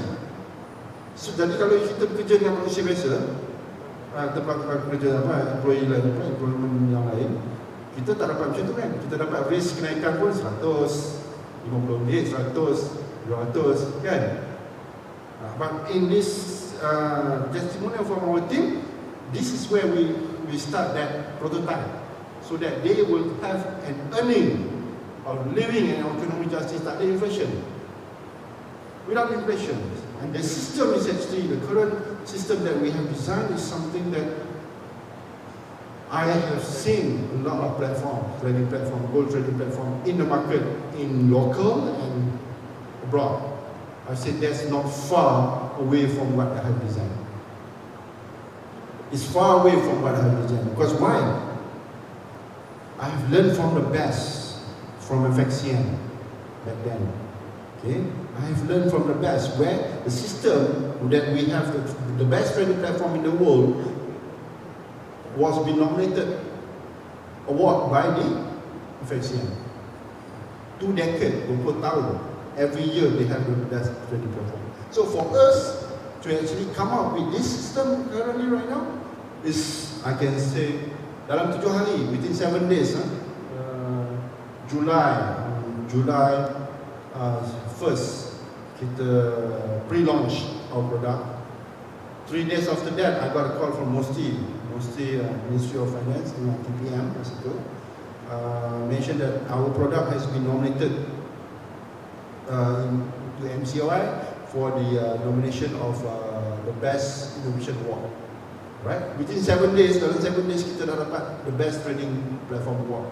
But nominated. I'm telling about that we have been nominated. So the product that we have currently is backed purely with the instrument that we have offered to the public. We have 4 portfolio, which is gold, silver, dinar and dirham. 4 portfolio. And this portfolio will remain there, inshallah, where we create a marketplace soon. Okay, soon we will have a connection with all the merchants. Will actually receive our member merchants, subscriber will have the like Yayasan Restu. We are pledging with the Yayasan Restu with our CEO here, Tuan Anwar, Abu Bakar, and Latif Mirasa, our old name. Kita insyaAllah kita beli emas, ya, kita ada emas, kita boleh beli Quran, membayar pakai emas, ya, beli Quran, bayar pakai emas. Okay, sama ada pakai emas gold, dinar, you boleh pakai silver, ya, dia orang boleh terima silver dengan dirham. Why? Because they have the apps. At the same time, they can receive the QR code from you guys. You beli dengan harga ni, sekali-sekali you bayar pakai this. These are the method that I believe this will defeat the current system economy. And with that, the dinar and dirham is actually an intrinsic value for the Muslim society. But for any other race, okay, nation of Malaysia, they will usually use gold or silver. Okay, gold or silver, because these are the things that we have created for them. Okay. And then for us to bring the value of the system to be traded, I will bring this platform into the next presentation, right? Where we have a very technical part, because to understand this, you got to be educated. To be educated by us how to use the system, because the system is what I say. How you might be asking me, tanya, dia kata tadi 99% loser kalau untuk conventional trading, and then 1% winner. But now what I have created, apa yang Ahli Ibris dah create, dengan semua pakar-pakar ni, pakar-pakar ekonomi, kita dah create 99% winner instead of 1%. Okay, I tanya, mesti soalan tu timbul, betul tak? Macam mana boleh sana losses, sini boleh win? Dalam pandangan everyone, the audience yang live audience, I would like to say, cuba fikir sejenak, pejam mata, masuk akal tak? Kalau kita pakai current life sekarang, life punya monetary system, masuk akal tak? Tak masuk akal. But if you look at the principle of Islamic muamalat, masuk akal tak?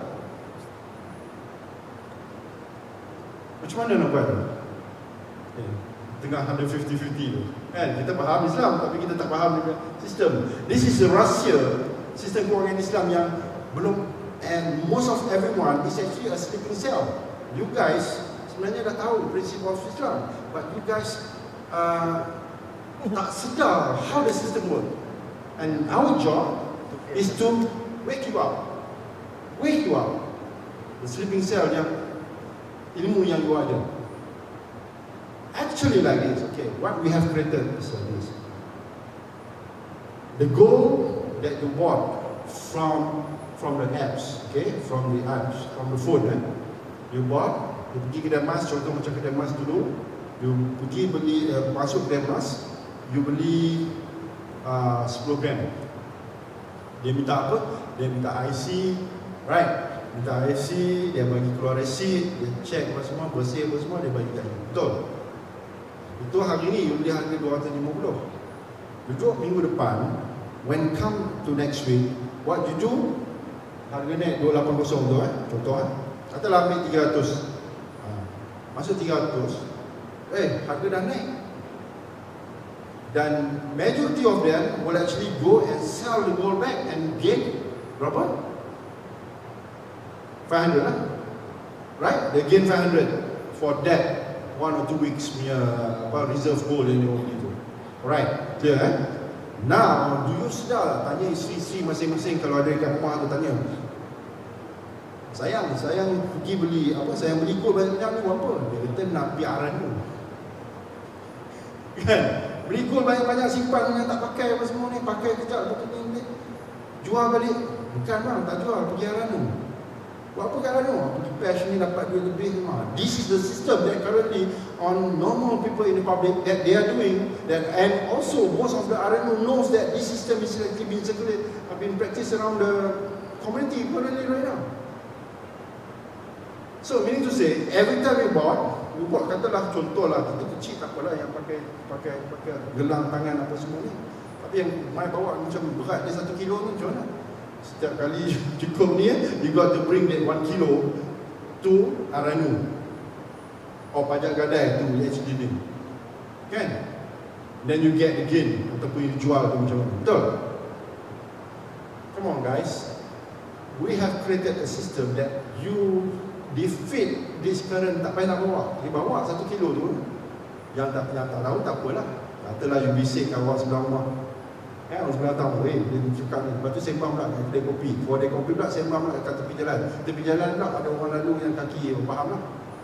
Dengar, dia tak M dah rumah ni. Dia nak keluar buat 1 kilo. Faham tak? Benda tu boleh berlaku. Yang baru ni kita tengok, yang tahun lepas, apa yang berlaku, satu kereta kena blok satu depan belakang atas highway, bawa keluar parang, dia pun ambil gold. Betul? Last year punya kisah kan. So this is what happened. But right now what we have created, you don't need to do that. You beli gold, katalah 100 gram ke 1 kilo ke, you boleh beli sikit-sikit dapat jadi 1 kilo. Ada dalam gold ni pula dalam custody, in our custody trustee untuk amanah warisan, dalam custody custodian you. So gold tu ada di sana. So once you nak redeem ataupun nanti kita create digital Aranu, kita tengah nak confirmkan proses, because Aranu ni got to be licensed under KPDN KE. So jadi license tu untuk retail, untuk ada outlet, but to do a digital Aranu belum ada lagi dalam pasaran Malaysia. Kan? So jadi what we have currently right now, a system similar to that, but it's not digital Aranu until we have to get the clearance. But what we have designed something that when you have a gold 100 gram ataupun 1 kilo, you nak jual, kan? You convert to that token. Kita ada token. You convert the value of katalah 250, and then you convert to 2,800 ataupun 300, katalah 300. Then once you convert to that token to lock the price. So meaning to say like you are having cash in hand, dah 2,800. So these are the economy that you gain within a couple of weeks or within a month or two. It depends on the market, current market price. The price of token is already locked at that particular price, which is katalah 300. So you have the difference of 500 already. You make money on the 500. So meaning to say, gold tu ada dalam tangan. Market jatuh sampai 240 ataupun 200, you tetap ada RM2,300, 300, 3,000, kan? You tetap harga 2,300. So jadi dia lock. Selagi you tak jual, if you don't sell, you are still having that gold in the hand. But you can spend that gold, every token, one token equivalent to RM1, and RM1 is equivalent to weight of that particular time is actually adalah 250. It's actually 0.0004 decimal point. Itu you ada 1 gram, ni 0.0004 at the value of RM1 at equal to 1 token at current market price is 250. So kalau kata current market price naik, when you sell the token, then the price yang the current market price. So where you're going to lose? If you know how to use the system, macam ni. Dia sama macam beli emas tadi, balik pada conventional trading, macam practical trading. You beli emas kat kedai emas, you ambil balik rumah, you simpan, and then after you simpan, what you did is actually you tunggu masa naik. Bila masa naik, you baru bawa keluar emas ni, kumpul banyak-banyak, letak di kedai emas ataupun letak di RNU. Right, you dapat cash. Cash lebihan tu adalah untung. Dan untung sah tak dalam Islam? Because the current market price kan, pasal Rasulullah pernah kata dinar emas ini dengan dinar emas negara lain, bila pergi kat sana harga dah berubah. Betul? So these are the system that we have created. So cara bila you buat muamalah macam tu, you pergi muamalah, you pergi kata pada saya dengan Datuk lah, saya ada 10 gram, saya nak jual tu, saya tak ada duit dah ni, tapi jual harga pasaran sekarang, betul lah, Datuk agree, akad, kita dah akad, kita sama-sama dah akad, kita dah, saya bagi gold, Datuk bagi cash, so these are the product that we have created, and in point of it, we have developed a system whereby tadi 99% tu will not be in a loss, because why? The 300 yang you dapat tadi tu, token yang 300 tu, you boleh beli balik gold kalau gold tu jatuh pada harga 200. Nampak tak? You dah make the difference of 100 ringgit or 1,000 of difference to buy more gold. Right? To buy more gold. These are the system that we have developed, which is not, tak ada dalam leverage, tak ada dalam sistem konvensional, dan tak ada dalam sistem yang sebenar. Tapi you gunakan sistem tu adalah sistem kedai emas dan consumer buat. But what?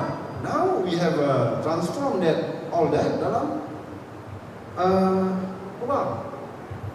you nak redeem, you nak redeem physical gold atau macam kata boleh redeem keluarkan ni. You nak redeem physical gold. That physical gold you can just punch the button, tekan button, redeem, then baru you bayar dia punya premium. Kita takkan charge premium selagi dalam transaction muamalah dalam all this. Faham? Kita takkan charge anything until you redeem. Redeem tu because we have to charge you the premium. Why? Because we mention minting, packaging, and service charge of, bukan service charge, kita ada service charge, kita ada shipping charges. That's it. Itu je. So, I believe that our product will actually defeat the current system monetary plan, where we will give the economic justice to the land. So, siapa yang ada dapat gaji bulan in fiat currency, kan, belilah gold dengan Aladdin Gold. Okay, dengan Aladdin Gold. Aladdin ni sebenarnya bukan nama Aladdin sebenarnya.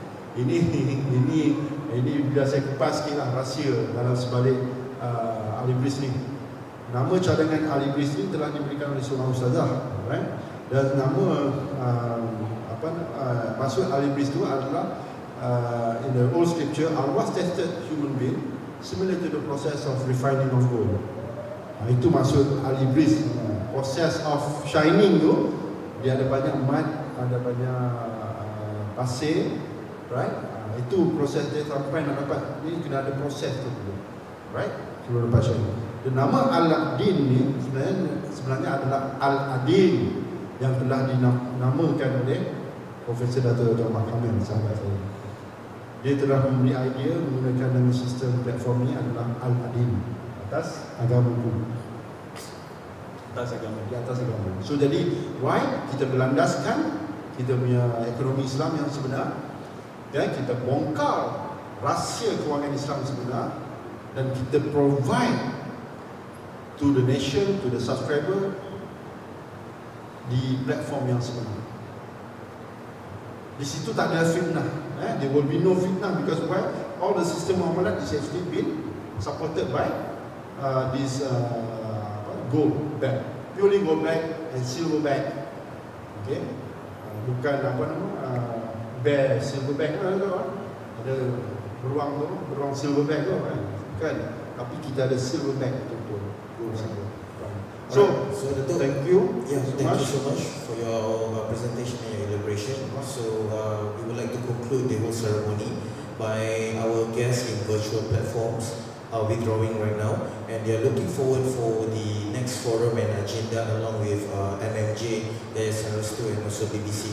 So we have confirmation which we would like to officially invite BBC over to the platform, and we are looking forward for this to be on as soon as possible basis.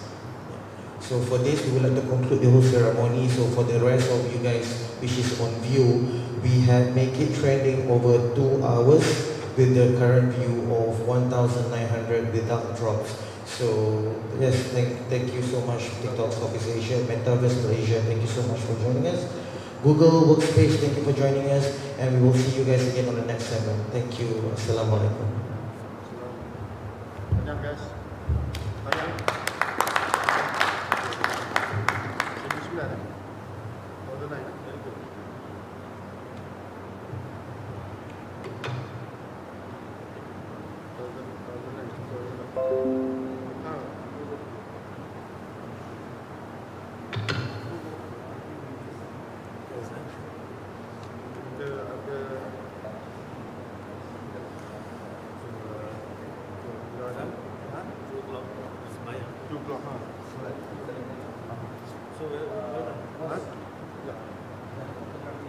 Fotografi.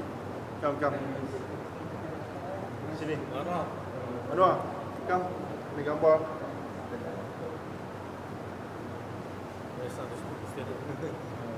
Ada. Come, semua big boys. Come. Semua. Ada Ajib. Tu Ajib ke toilet tadi.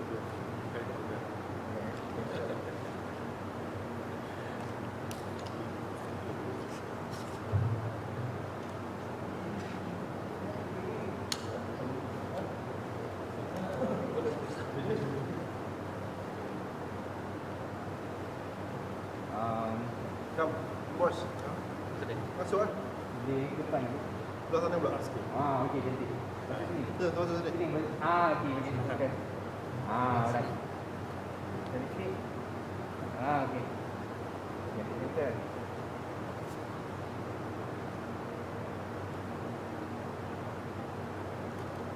Satu, dua, tiga.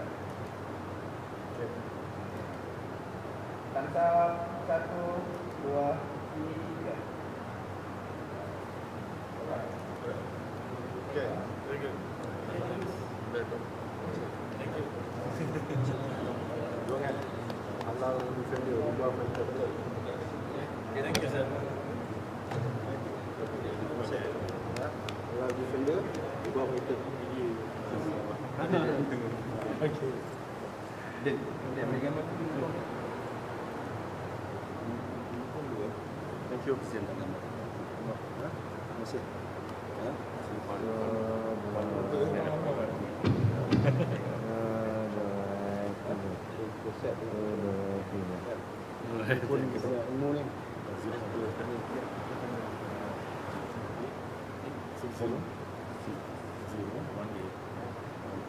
Bos nak cakap apa ke? Bos nak cakap apa ke? Boleh? Saya mengucapkan ribuan terima kasih kepada semua yang hadir, termasuk yang online. Bagi online tu kita mengucapkan terima kasih banyak-banyak kerana bersama dengan kita menghadiri, mendengar, mengupas kupasan rahsia, kita bongkar rahsia sistem kewangan Islam yang sebenar. So these are the metodologi yang kita sampaikan supaya sampai ke akar umbi, sampai bersama dengan kita, dan saya rasa Prof Kamil telah banyak membantu. Prof, sepatah dua on the ending, Prof. Well, I'd like to thank Labris and also Yayasan Restu for organizing this seminar. Yeah, and it was well attended, especially online, and hopefully it was beneficial. And inshallah, we will have more discussions like this in the future. Thank you so much for joining. Thank you. Thank you, bro. Okay, terima kasih. Thank you. The future of Islamic Hybrid Finance. Bismillah. Prof.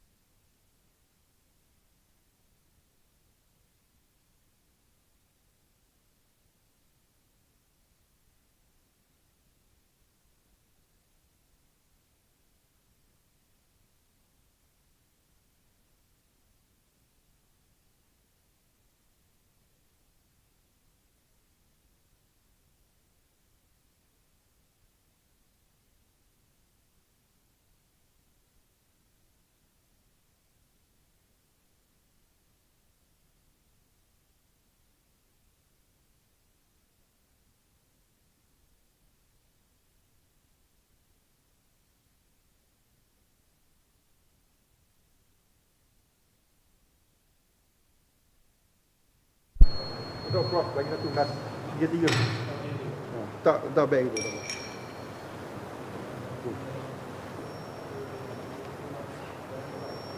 Okay. Saya mengucapkan terima kasih. Ambil ni. Ambil mic ni.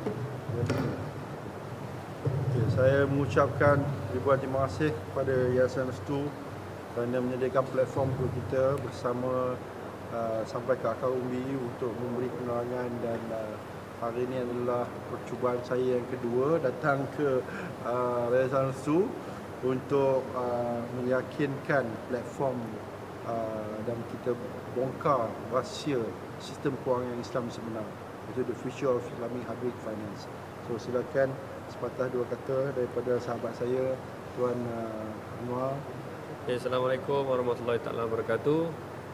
Untuk semua hadirin yang dengar melalui live, kita sebenarnya ada festival di Kompleks Saman Seni Islam Antarabangsa, di mana yang kita tengok sini ada buku, kalau perasan ada buku tadi tu, buku besar tu ada di belakang dua penceramah tadi, adalah buku yang terbesar di dunia, actually Sirah Nabi. So simboliknya kita buat program di sini, kita nak kembalikan semula sunnah Rasulullah tu dengan muamalat yang berasaskan emas dan perak. Itu salah satu objektif kita. Dan kompleks ini memang kompleks dipanggil Rehlan Nabawiyah. Kita tempat di mana penceritaan sirah Nabi dan sebagainya. Dan buku ni adalah edisi terbaru dalam siri pameran kami, dan kita akan bawa pameran ini ke tempat-tempat lain, dan insya-Allah dengan cara ini kita boleh kerjasama juga dengan Ibris dengan MMJ. Mungkin masa gerak pameran tu mungkin muamalat tu pun kita boleh hidupkan semula sebagai untuk lebih kepada mendidik rakyat lah atau ummah untuk galakkan mereka. So sila hadirkan diri, kalau ada dekat-dekat di Kelang Valley ni boleh datang melawat sendiri antara 18 which is yesterday until 30th lah, datang melawat. Dan lepas tu boleh melawat, tapi ada preparing untuk Ramadan ni, kita ada pelbagai promosi Quran dan sebagainya, so boleh datang sendiri dan lihat sendiri. Sekian, terima kasih. Prof Kamil, last word. Okay, last word. Saya Ahmad Kamil Maidin Merah, mewakili MMJ atau Movement for Monetary Justice, mengucapkan ribuan terima kasihlah kepada Yayasan Restu dan juga kepada Idris menganjurkan seminar ini. And also hopefully in the future we'll do more and then to educate ourselves lah, semua orang, bukan kita aja, kita also belajar juga at the same time. At the same time. So thank you very much to both of you. Thank you so much. Alright. Assalamualaikum warahmatullahi wabarakatuh.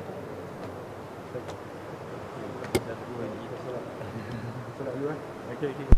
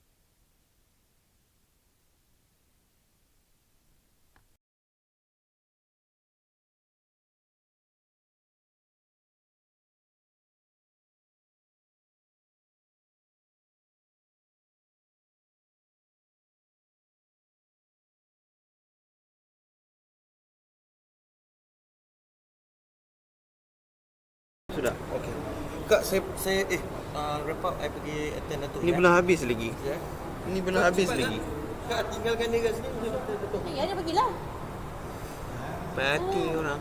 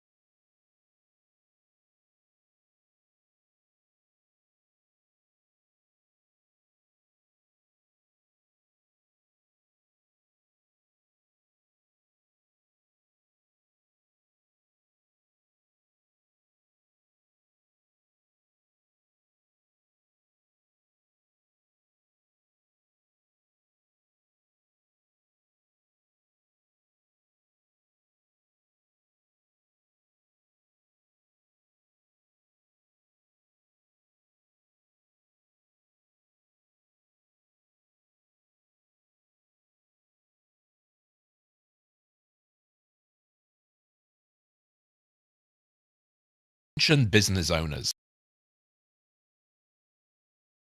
to help you through the current situation. We're offering you a free copy of Chris Cardell's book 77 Ways to Get More Customers. Click here to get yours now. There are 77 ways to get more customers into your business. Now you can get all 77 free in this special book. Just click here now. You'll get immediate access.